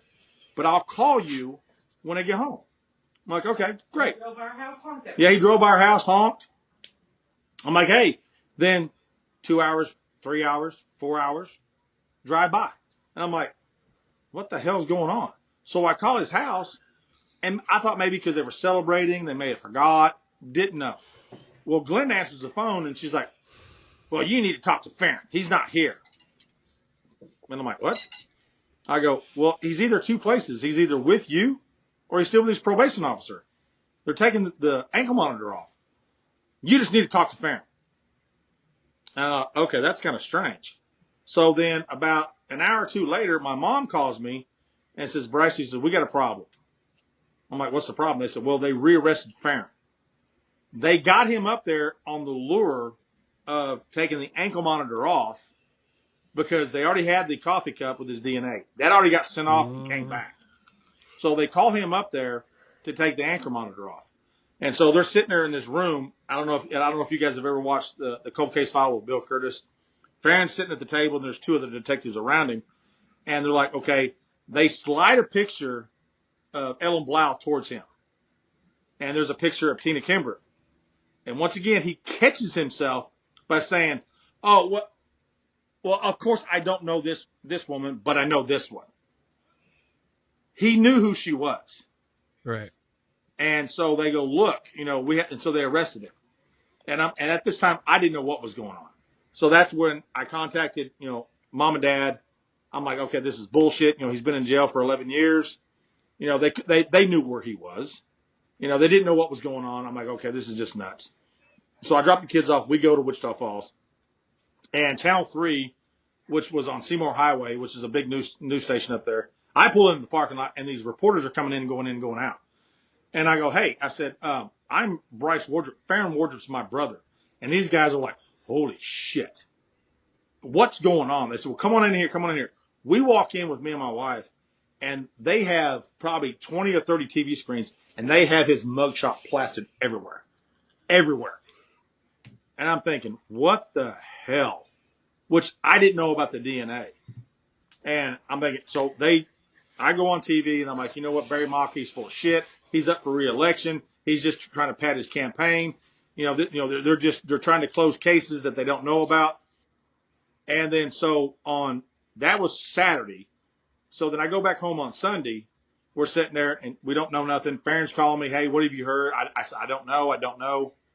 And then on Monday, I said, I'm going to Wichita Falls. My boss tells me, hey, look, we got reporters climbing all over the place. Just take some time off, help your family, do what you need to do, and go from there.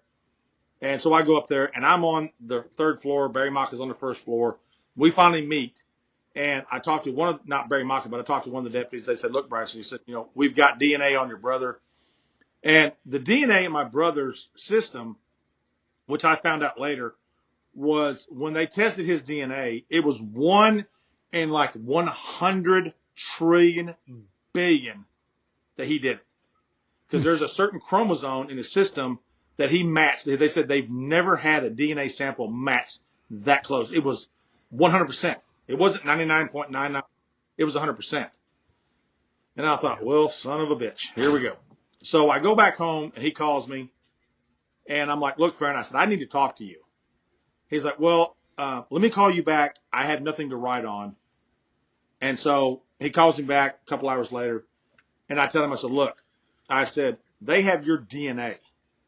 And, baby, would you flip that light on? Because it just got dark in here. They can't see me. I said, they have your DNA. And he goes, oh. And I thought, he fucking did it. He goes, well, let me call you back. So he hangs up again, calls me back, and then he confesses everything to me. And I'm like, what the hell? On a recorded line, no less. On a recorded line. And I'm like, everything. But he didn't say anything about Deborah Taylor, which was, I found that out later. And so I call Barry Mock and I said, look, he just confessed everything to me. So I go up and I testify. They tell me about Deborah Taylor. And then we go through the trial, which all this was, a year-long deal, which was a bunch of bullshit. They moved it to Denton County. They go through all the different processes. I met with Robert Kimbrough, which was Tina Kimbrough's dad. He pulls me off to the side, and he's like, hey, Bryce. He said, how old are you? And I told him.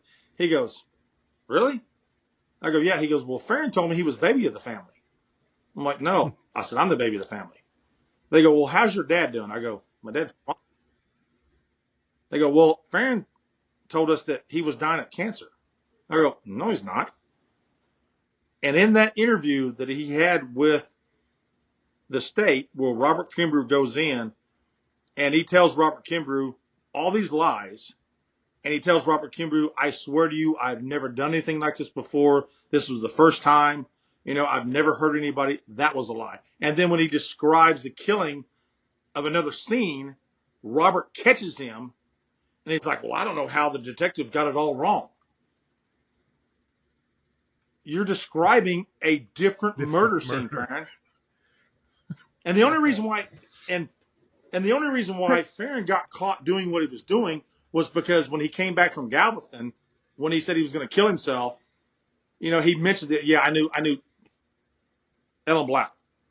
And then when John Little got involved in it, he started putting pieces together because of the apartment complexes that were there. They were not really apartment complexes. They were houses, like upstairs, downstairs. They were kind of off by themselves. Farrion's car was, her car was seen 2 blocks away. Utility bills, at the hospital. John Little did an amazing job to track him down. But the only, and which I didn't understand, was the reason why they didn't have, was because Farrion wasn't in CODIS. Because when he killed Tina Kimbrough, he wasn't in CODIS because he didn't rape her. But if you hear Farrion on the recorded tapes saying when he talks about Tina Kimbrough, Ellen Blau, Deborah Taylor, who else am I missing? Gibbs. Tony Gibbs, that he goes, I did to them what they did to me. He never admits to raping them, ever. He goes, I did to them what they did to me. So basically, they screwed him over by rejecting him, so he got back at him. Entitlement. It's like, Yeah. it's like, I mean, that's like the pinnacle narcissist, reaction right there. It is. It's also like an incel mindset, although he wasn't an incel, but that's how incels kind of think. It's just like, how dare they not, want me? I'm this specimen. Exactly. How dare you? And they deserve to be punished. Yeah. It's like, and then we learned if I had $1 for every time I've been rejected, I'd be a wealthy man. Yeah. Well, try being married for 33 years. I'm told what to do. Snap to attention. Yes, ma'am. I've Happy been wife, married. happy life, man. Yeah. Oh, shoot, yeah. That's exactly right. Yeah, Yes, ma'am. I've What been can I do married for you? before. But it's the sad things that we found out later on in life, and then when being involved, because I was given, I still have it. I can't talk about it, but I was given 300 something pages front and back of a manuscript of what he did, and the state gave it to me. Says, okay, we need you to go through here and correct this. And I'm sitting there with a yellow marker. Well, that's a lie. That's a lie. That's a lie. That's a lie. That's a lie. That never happened. That's a lie. And front and back, and they told me that basically, hey, we don't want you showing this to anybody, because until everything's over and done with, then you can do that. That's why I've kept it wraps. It's a giant envelope, and I've kept a wrap on it. I didn't really talk about it. I didn't want to talk about it. I still don't like talking about it. But what really, really bothers me, and we've talked about it with my wife, and she's been a rock, is the victims. Two of them almost got away. Tony Gibbs crawled out of the container and died. Ellen Blau, they didn't convict him of rape for that, because she was so badly decomposed that his semen was all gone. There's just nothing left. But they did know that she died of a broke neck. And I know how her neck got broke. How? He was slinging her. How did it get? And was so angry, screaming at her, that her car door was open, and he hit her neck on the car door and snapped her neck. Oh, damn. Yeah. Nice guy. Yeah. Father of the year. I can't imagine why nobody would want him. I mean, yeah. I don't he's understand either, because you have this lady from England who's married to him. I mean, I know they're never going to sleep together, but how can you bring yourself to even they be don't do. involved like Texas doesn't give conjugal visits. Not on death row. Ah, okay. Yeah. Yeah, they're not on death row. But what really blows my mind is, on death row, I didn't even know they were even allowed internet access. So apparently they are. Well, okay, I have a theory here. I think that this reminds me of Sandra London with the Danny Rolling case. Mm-hmm. She could be hooked up with him just so that she could be the executor of his estate, and therefore start writing her own books and movie deals and stuff like that. Mm-hmm. That's what Sandra London did when she married Danny Rolling. And that may be true. But I don't know how, if that's true, because everything's monitored, phone calls, visitations, that's all monitored. So if he's telling her stuff that's going on. Well, he's not, she's not going to tell him any of this. That's just what she's doing. Right. Well, yeah. Okay. Yeah. I can see that. I can see. But I really would like to know if I had a chance to sit down and speak to her. I mean, it would be a long, hard conversation I would have to have with myself and ask her what her motive, because there's motive. There is a motive. It's got to be profit. It's got to be the financial aspect of it, like Sandra London. And some women are attracted to killers. Yeah, but he's never going to be able to sleep with her. So that. He'll also never be able to cheat on her. He'll also never be able to beat her. He'll also never, just- you know, they like that. Yeah. Yeah. There's a sense of safety and stuff. Yeah, it could Yeah, be. and I think, Matt, I think you've hit something. Yeah, and that's what I don't understand is how, and a lot of times, Farron has become a martyr. Is what does he know? How is he flying under the radar on all this stuff? Why is the state of Texas not stepping up, saying, "Look, you know what? It's been $40 million, 25 years." Because I sat there the other day because it's actually $1.6 million a year to keep somebody on death row, not counting their attorney fees, not counting, Yes. so it's probably more than that. But they were saying that he's in bad health. But yeah, but The last that we were told. the last we were told that he was in bad health. He's got diabetes real bad. But that's just what we've heard. I don't want him to die of natural causes in prison. No, I don't want him either. to be put That's down. my point. Is this little vindictive son of a bitch? This vindictive son of a bitch is going to ride this out and die of natural causes, and then his last hurrah is ha ha ha. Excuse my language. Fuck you. I got away with it. I didn't pay for what I did. Wow. And Well, that's about what that, he's in prison, man. He's paying for it. No, not Yeah, really. but he's skirting the break death it. penalty somehow.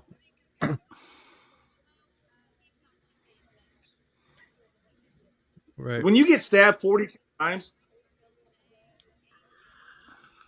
internet, Yeah. I mean, you have that puts money on your books where you can buy, noodles, gummies. You don't have to listen to her now. You don't have to listen to your nag at her. I mean, it's one of the top deals. Stab somebody 40-something, rape and stab somebody 42 times, then tie her up, smother somebody, stuff panties in somebody's mouth. I mean, I'm an angry person, but because of what I want him to pay, and I didn't want to be this way, but it went, from 10 years to 15 to 20 to 25.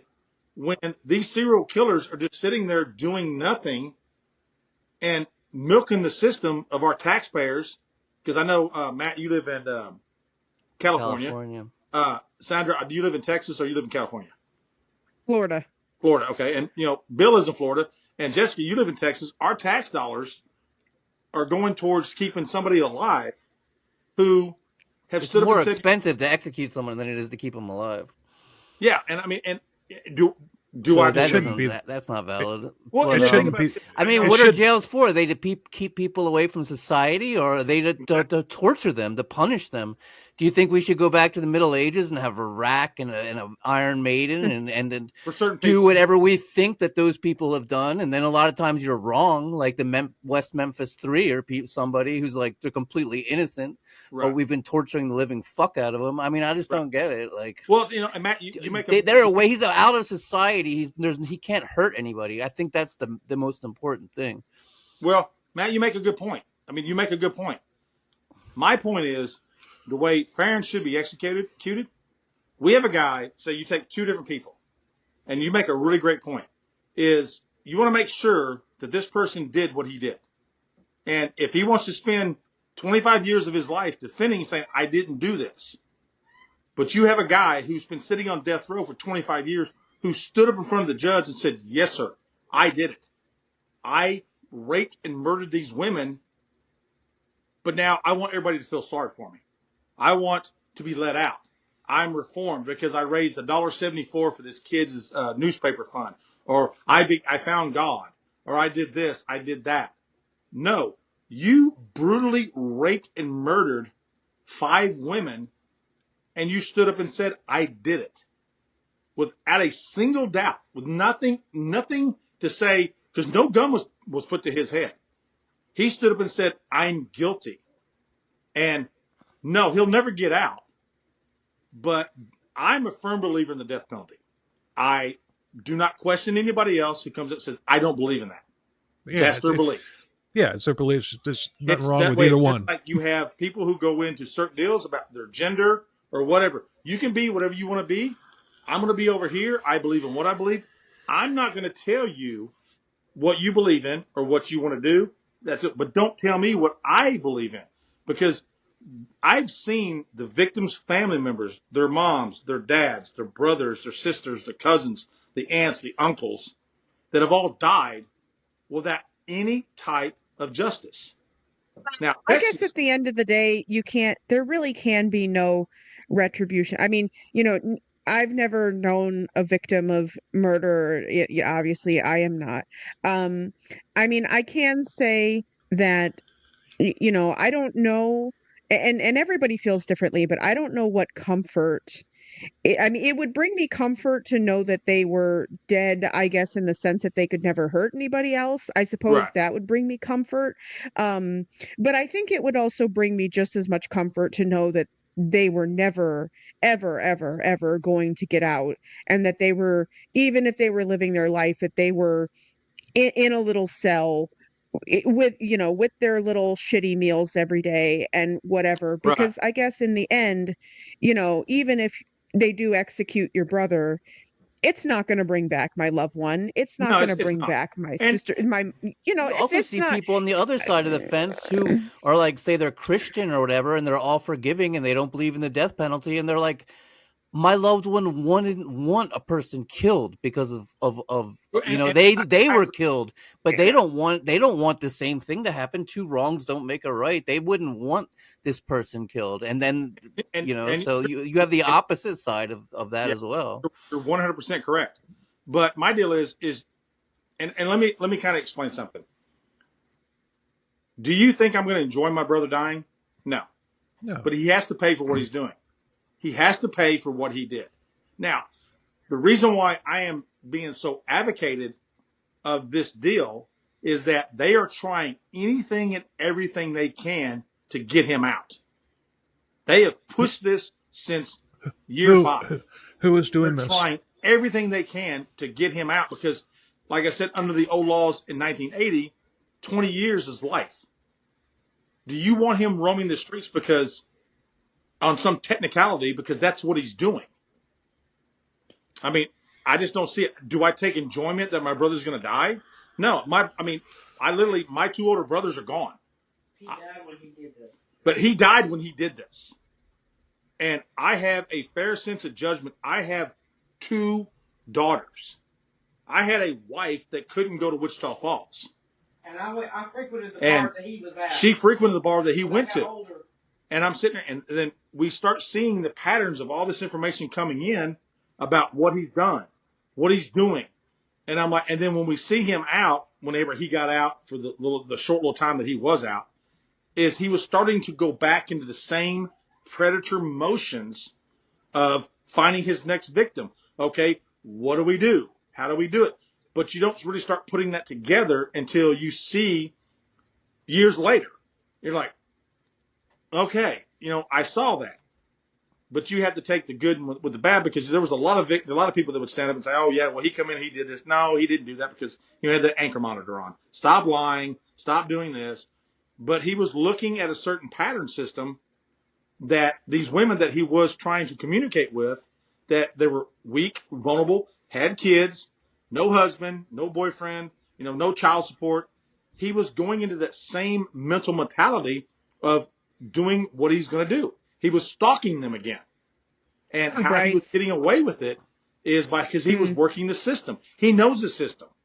He worked the system for 11 years while he was in there. Bryce, he knew it. Would you say that it's more like, when you said obviously you're not taking pleasure in the idea that your brother will be dead, or, but for you, do you feel like it's less kind of more paying and more of a fear, even if it's not necessarily based in what might happen or what will, but a fear of him getting out, making more victims? For you, would it be that sense of kind of, it is because that relief that he's finally dead, the finality of it? Yeah, the he's it really dead is, because it's done. We've dealt with this because it's for, like I said, 40 years. And then it's, it's one lie after another lie after another lie after another lie. And it's like, when is this going to stop? When is it going to stop? Well, And Skunk it's can't change his stripes. He sounds like a psychopath, man. I mean, oh, he is. he'll And never stop lying. He'll never stop wanting to hurt people. and, That's just and in his nature. It's just what he is. he's a likable guy. That's what Well, scares that's me. probably a mask. That's probably fake. Yeah, I mean, it's like he's a Most serial very killers are likable. oh, That's how you learn how to manipulate. I mean, you're a psychopath or a narcissist, all that. Yeah, it's like, hey, come on in. Try this. Yeah. That's what scares me. And then what really aggravates me is that I go through the 40-something years of what I've gone through, and he's literally sat there, and I've been ostracized, lost friends, chastised, belittled on something that a lot of people don't understand. My wife has suffered. My kids have suffered. I have suffered. And I'm looking at this guy, and he's laughing. Ha, ha, ha. What else can I get away with? So there's a lot of pain there for you. Like, yeah, there is. A lot of. My dad died. Yeah. My dad died way earlier than he should. My dad died of a broken heart. My mom died of a broken heart because they just can't believe that they actually raised somebody that could do this type of heinous crime. My dad is like, what did I do wrong? I'm like, Dad, you didn't do anything wrong. Some people are just wired wrong, but with him, that's what he wants the state to think. And I'm actually really surprised that Faryion has not played the insanity card. Oh, I'm nuts. I'm really surprised he hasn't played this yet. I was really surprised that, he didn't play it right at the very beginning about being, this, oh, I'm nuts. I have a blown fuse. It wasn't me. But to sit back for 11 years and keep secret what he knew, and then all of a sudden, oh, yeah, I know what's going on, blah, blah, blah, blah, blah. And then remember everything, and then, oh, well, my mind just blocked it out. But then after you get in deep dive involved, he knew exactly what was going on. Yeah. So I can understand. Like I said, I can understand from both sides. The feeling that you want that finality, you want that, you want it to be over and to end, and and be closure for you and your family and for everyone else. I can understand that mindset and why it, Like I've had you victims, believe the way you believe. I talked to Bill of, about this a little while ago. That my wife actually had, she's got kinfolk, and one of my brother's victims that he killed, her niece, her cousin married into the family. But it was after the fact. But it was after the fact. And then comes on and starts threatening with emails and didn't know anything about it, and nothing got done about it. That's where I had to contact John Little and say, hey, look, this is what's going on. I had sent him all the emails, blah, blah, blah. He's telling my wife, you need to drink bleach, what you did. And I'm like, that's not right, because something that, and John Little went to his house and said, hey, look, Bryce and Tina are on our side. You need to give this guy and his guy, back off, because if you don't, we're going to arrest you for, terroristic threats. They're helping us. They don't see this.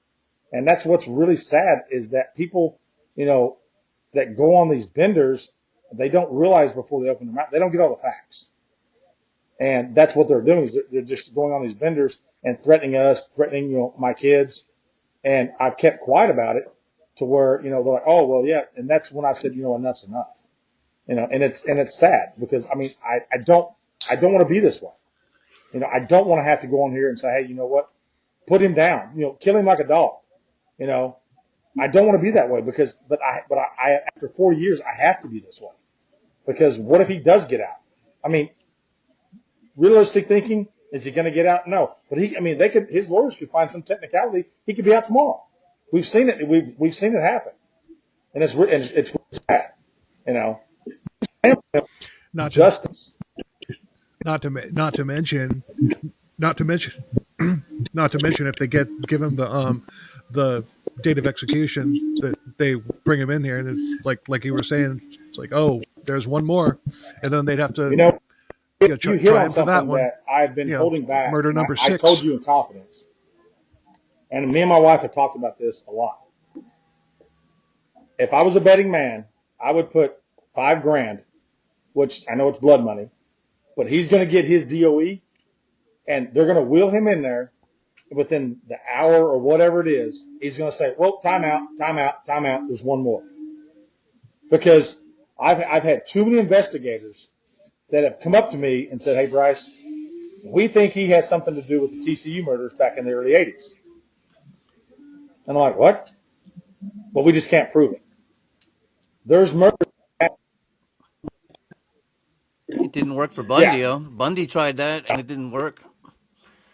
They killed him anyway. There is this guy in Russia, Russia's most prolific serial killer, and every time they go to execute him, he does that. He's like, I'll show you another body, and then they like it gets put off, and he's been well, actually they're not trying to execute him. They're trying to put him in this prison called like the Black Dolphin.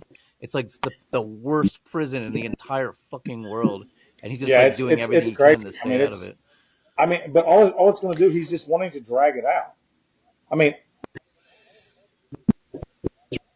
yeah, because Russia doesn't have the death penalty. That's right, they don't have the death penalty anymore. Yeah, Russia. Check it out. Yeah, that's interesting. Yeah, it's one of the countries don't do it really anymore. I mean, I don't understand it. You know, I mean, it's one of these type of deals where this has been I don't know. I mean, I'm not dead, but I know his victims are. But it's just like, you know what would my life be? How would my life be a little bit different if this never happened? And I know you can't control your destiny. I know you can't pick your brothers and sisters and what you need to do. But it's like, you know what? He's went on way too long. And he needs to pay for what he's done. And it's the victims' family members because like Tina Kimbrough, Robert Kimbrough, I've communicated with him numerous times. You know, the guy's, he's a farmer and rancher. I am too. You know, we know each other very well. We've talked numerous times over the years. And it was at the point to where I just said, you know what? I pulled back and said, look, I can't call this guy anymore. I can't talk to this guy anymore because it's just bringing up, you know, Faryion killed his only daughter. He'll never be a grandpa. You know, I've experienced that. My kids have had kids.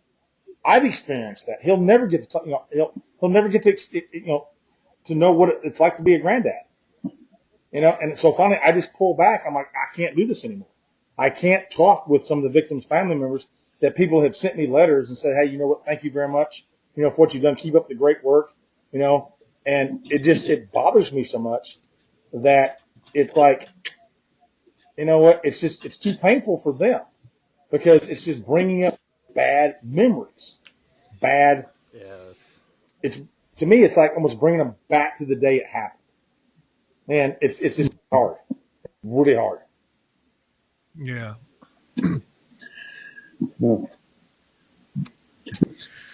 So it's intense stuff, man. I mean, there's just so much more to the story than what's available out there, and but yeah, it's been. I mean, is there anything else that you want to touch on? I mean, any other questions? I mean, I'll answer everything honestly. I was going to say you've been so open and forthright with us. I feel like anything I had questions about. Yeah. You've shared so much. Yeah, you could be. I had a few questions, and then you know, throughout the conversation, they've been answered. I guess I don't need to ask that question. I've already been open and honest. That's been answered with everybody about it. I mean, if somebody has a question about my brother, I'll be more than happy to answer them. Do we agree? No. Do we disagree? Yes. But it's one of the top deals that, you know, you have to realize that we have a serial killer that has been manipulating the system for almost 40 years and is laughing at us. And justice has to be served. There's just no ifs, ands, or buts about it. I mean, we're letting a guy who has basically raped and murdered women to sit back and laugh in our faces. And does he care what my family went through? No. Does he care what their families went through? No. Does he care what he's going through? No, as long as he gets to breathe another day, he's fine. He's got his 3 hots and a cot. He's got his noodles. He's got his internet. He's got his wife that he corresponds with. It blows my mind. It blows my mind. Well, maybe if he hears this episode, he'll hear my theory about what his wife is really doing. Yeah, you know what? You brought a whole new conversation to the table.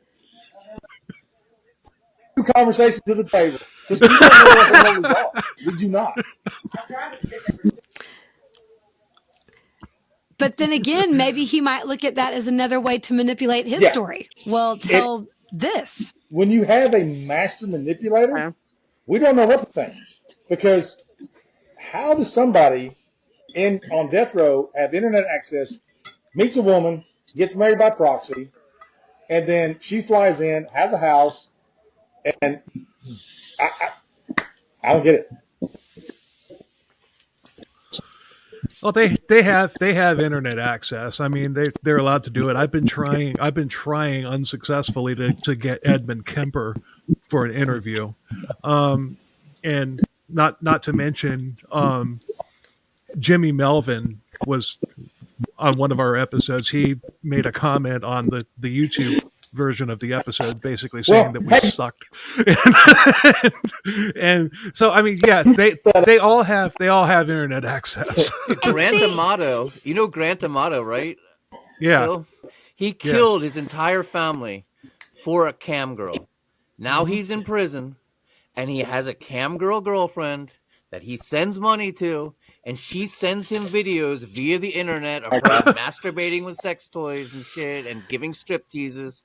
And he's got everything he could want, because that's all he wanted was like a place to live, free food, and a cam girl. And see, he is 100% got it right now. I think Grant that's Amato what is gets one that I want to cover me at some point. Okay, so we did the episode that's coming out Wednesday. Well, I did forget about this, and I told Bill about this last week. I remember the letter that my brother wrote to my mom, and this sticks with me to this day, is that my brother told my mom that he's worried about me when he first went to jail, because he says I have an anger issue and a drinking problem. Well, that's rich. Wow. I'm like, what? I go, I've never had a traffic ticket. I've never been pulled over. Uh-oh. I literally have a concealed handgun license. I've been through every background check that you can think of, because I love to hunt, as you can see behind me. And you're telling me I have a problem? I'll take that under advisement. My God. Yeah.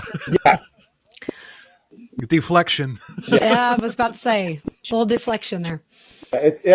Every accusation is a confession, right? There you go. Yeah, exactly. Every finger you point, there's pointing back at you. Literally, I was dumbfounded by that, and I'm like, okay, it's. I'm worried about you. Okay. Was so thoughtful of him. He's going to prison, but he's worried about you. What a good person he is. Nice guy. Nice guy. Yeah. Yeah. And now, Deep Thoughts by Faryion Wardrip.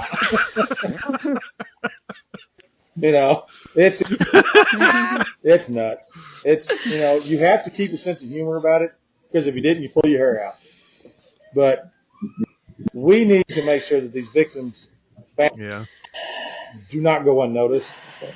And I'm glad, like I said, when I reached out to you guys, I researched you, and I watched quite a bit of your episodes. I was very honored to be invited on here. Bill, like I said, he didn't give me anything. I didn't ask for anything. But I did tell Bill that if there's anything that goes forward, if anybody wants me to come on the pocket, I will go through Bill first, because I trust Matt, Sandra, Bill, and Jessica. I trust you guys, because I know there's a lot of fakes out there. I know there's wanting personal gain. So that's why I said, I will contact Bill. If Bill wants to do anything with anybody else, I would be more than happy to come on the show through Bill and only Bill. And that's all I'm going to do. Is there will be through anybody else. I'm on it, sir. I think we've covered a lot of stuff. There's a lot of things that I think I've got off my chest. I feel better. So, yeah. That's good. That's good. I mean, I can't imagine talking to the victims' families. I mean, that's got to be. I mean, really I've had tough. like, especially Tina Kimber's that and she talked to his mom, and they're divorced. But it was very hard. What do you say to somebody? You know, when you come up, I was very nervous when I first met Robert Kimber. I'm like, oh shit, you know, what's going to happen? You know, because we're both kind of dressed alike, and you know his. Well, sounds like Robert Kimber was like a pretty, you know, logical guy. He's just like, well, Bryce Wardrip didn't kill Tina, his brother did, and it's just that that's what's missing from a lot of people, like people that have made your lives living hell, like Ken Taylor, you know, and. Watching that documentary, though, I mean, you know, Ken Taylor's daughter is a spitting image of Deborah, and that had to be really difficult. What was really on her growing up. Mind blowing is Robert Kimbrough is probably one of the most stand up type of guys that I've ever met. I respect him. I would, if he was to call me tomorrow to say, hey, you know, I've got some fields that need to be plowed, or I got cows that need to be worked, I would be there at 6 a.m. to help him. The hardest part is that when Robert Kimbrough's wife came up and talked to Tina, and then Tina introduced herself and she says, hi, I'm Tina Wardrip. She literally almost broke down because the daughter's name was Tina with a same. And that was very hard for her. And which they both were troopers. They hung in there. It was just, both of them are just, they have, I guess, a lot more faith in God than I do, because they put it in there and they want justice to be seen and done, but they are two tremendous people, and I have the utmost respect for them because they are very, very God-fearing people, and I love them to death. Yeah, I got that vibe about him from the documentary, the Shattered. Yeah, and then if you guys go back and watch Killer in the County on Cold Case Files with Bill Curtis, you'll see that interview, and it's mind blowing. Yeah, if you got the actual, because the first book that came out was Body Hunter by Patricia Springer, which is a very well written book. And then you had another one which was Scream of the Sky, which there's been like 5 or 6 books that I've written about him, which I only talked to one person, which was Patricia Springer, and she took it from the evidence, point of view. And then you had Body Hunter, Scream of the Sky. Then I believe John Little, he wrote a book, and there's been a couple other ones which I didn't read because I just kind of like, I just want to kind of let it go, not keep dredging up the past, reliving everything. And so I just said, you know what? I'm just going to let it go. But a lot of people said, hey, they thanked you in this book. I said, well, I didn't talk to them about it. But I guess if they reference me, they have to say, thank you, Bryce, for doing this or whatever. But, Patricia Springer is the only one that I ever talked to, which I didn't take a dime from her, but she did a really good job. And yes, there was pictures and that was referenced that, that needed to be, the truth needed to be told. So, and that's why I've kept so quiet for all these years. And then I just happened, and how I found you guys, I was just, the other day, I was like, you know what? I just like to see what's going on with my brother to see where we're at. And I typed his name in, and then I saw a court document where it looked like he was suing somebody. But it was the Texas Department of Justice, and so I clicked on it, and it was just about, so I don't know if that's just what he's supposed to do. And then so I clicked back off it, I put more images, and then I saw you guys' episode, back in June. And I thought, 2024, and I thought, okay, well, so I listened to it, and I thought, well, I think, because I'd contacted Texas Monthly Magazine, because they've done 2 or 3 articles. It's like they really don't care. And so when I contacted Bill, he called me back and he's like, hey, you know what? I would love. I mean, yeah, it was like I called you back like immediately. Damn, I said, I didn't know my email worked that fast. Like, No, and luckily, luckily I was just about to leave a truck stop from fueling and everything. I see an email pop up and I'm like, I see the name on it. And I'm just like, what the fuck? I was like, okay, this is either going to be cool or he's going to be mad at me. Little split second of anxiety there until I opened the email. Then I read it. And I was just like, okay. And I saw the phone number and I called you like immediately. Well, it probably wasn't even 5 minutes after you sent it. When and I was watching the episode because I watched it and then I emailed you. And then, of course, Matthew is like, what are they, fucking Mormon? And my wife was like, who the fuck is Mormon? And all 10 of us live in Arlenly,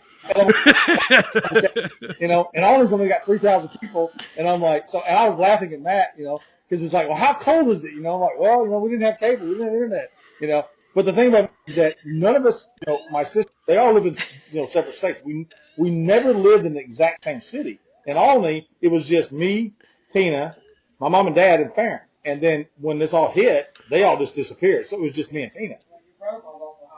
Yeah, and then, of course, my brother-in-law, through my sister, is a highway patrolman. And whenever this started coming out, he got real nervous because they were talking to him about, okay, what did you know? How did you know? When you know it? Everybody got drug into this. And he's like, look. Wow. I didn't realize that people get so drug into this. Like, it never really crossed my mind how badly they went back to Indiana. It's really terrible. They interviewed high school friends, teachers. They went to South Carolina, where he was in the military at the National Guard. They interviewed his, sergeants, commanding officers, people around that area. They went to his ex-wife. They interviewed, tons of people trying to figure out, okay, what was the motive? What set him off? Why was he doing what he was doing? And it was pretty crazy. They were literally, interviewing my ex-brother. Well, that was like the running question that we had throughout that episode. It's just like, what sparked all this? I have no idea. And everything. I have no idea. Apparently, there's just no answer. It's just, That's like you said. Some people are just wired differently. Yeah, this is nature, not nurture. Because Farron was involved in a real bad wreck back years ago, and head injury. My brother hit a buffalo on a motorcycle, but he's not killing anybody that we know of. I've had. Usually, what that is impulse control. So, like, you have a head injury and you lose impulse control. But if you don't have the impulse to kill people, and it's not going to do it. But if you have that impulse and then you lose the control over it, it is nuts because, like I said, I didn't see, and I want to go back and reiterate about if Roy was to be arrested for this, satanic Michael Myers type of killing, I would say, yeah, okay, I can see it. Yeah, okay, because growing up watching him do what he was doing, Farron flew up. And I'm like, never saw it coming. Right. I even defended him when he first got arrested. I'm like, there's no.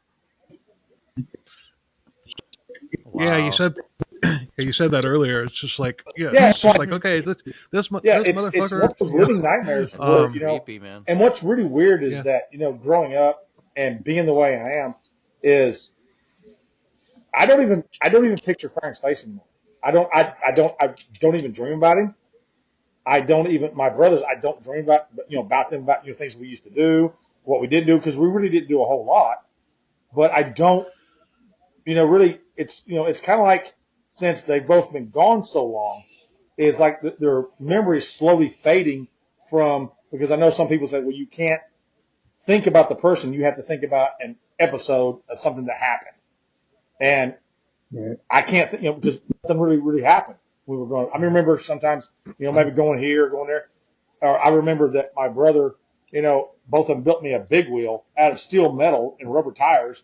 And there were 3 of them. They would put a dollar bill in the center and they would push all 3 of us towards it. Whoever, went through the crash, won the dollar bill, and I'm like, okay, and I remember my brothers dragging me behind Good, wholesome fun. through what was going to be like a Kmart. And they kicked a rebar and went straight through my knee. I couldn't bend. And they're telling me, don't tell mom, don't tell mom. I'm like, you're supposed to explain this piece of sticking through my knee. Yeah, and my mom didn't take me to the hospital, because, yes, that's butterfly stitches. Oh my gosh. Pull it out. Okay. Because when you got 9 kids, you can't just, you spend half your life on it.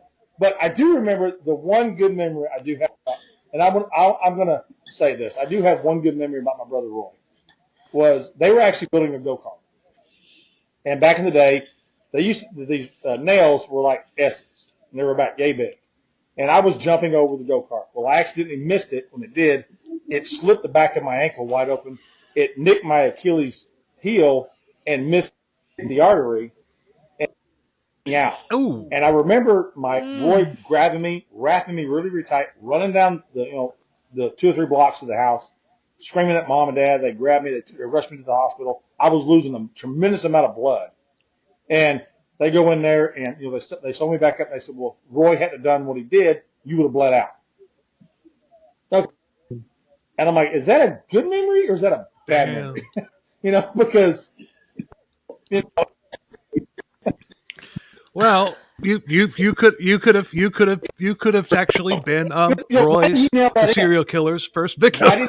Why didn't he drive that out? Was that left that way on purpose? Because that's my deal. It's like, was I almost his first victim?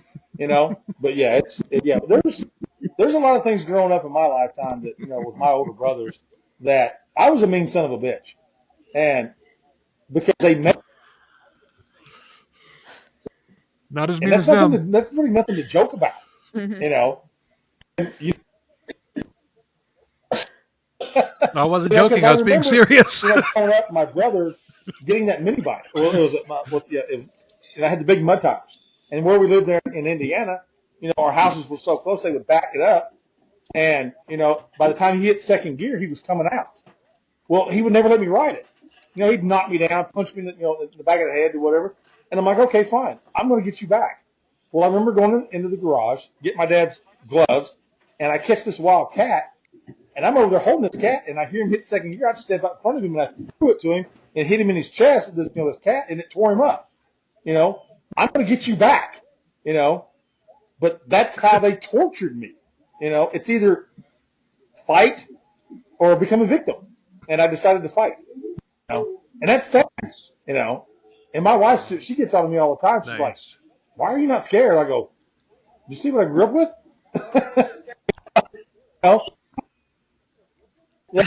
Yeah, no, I've already done all that. I said, sometimes she scares when she says she's pregnant. So I go, is it my? Oh yeah, big time. Oh. So yeah, that'll scare you. I'm 57. Yeah. What, you're what 50? You're what 57? I've been dealing with this since I was 16. Oh man, I'm thinking like if you did wind up pregnant again, being 50, being 60 years old and chasing a toddler around. Oh my God. Yeah. Didn't Al Pacino just have a baby and he's like 70 or something? Something ridiculous like that. But he can afford nannies and all that stuff. So, I know, right? Yeah. Right. He's not like us common folk. Playing bounce on my knee and have a stroke. Right. So. No, that's not. That's a long time. We got grandbabies, so we like to spoil them. So and then we send them home. So. Yeah, exactly. So wrapping up, does Tina want to come on camera and say hi or not? Okay. Yeah. No, I get that based on what you said earlier, about I've been listening. her job and all that stuff. I was a little leery of him doing this because I'm protective over him, but I appreciate the way y'all have been very professional in treating him because he's the love of my life, and I wouldn't change anything about it, and I've always been by his side, and I appreciate that. Y'all have a happy Thanksgiving. Oh, thank you. Same to you. You want any good food? I make pretty damn good food. Oh, damn. Yes. Well, I'm gonna be alone on Thanksgiving, so I'm gonna come out to Texas. My door's always open. I'm actually homemade stock with turkey dressing. Yep.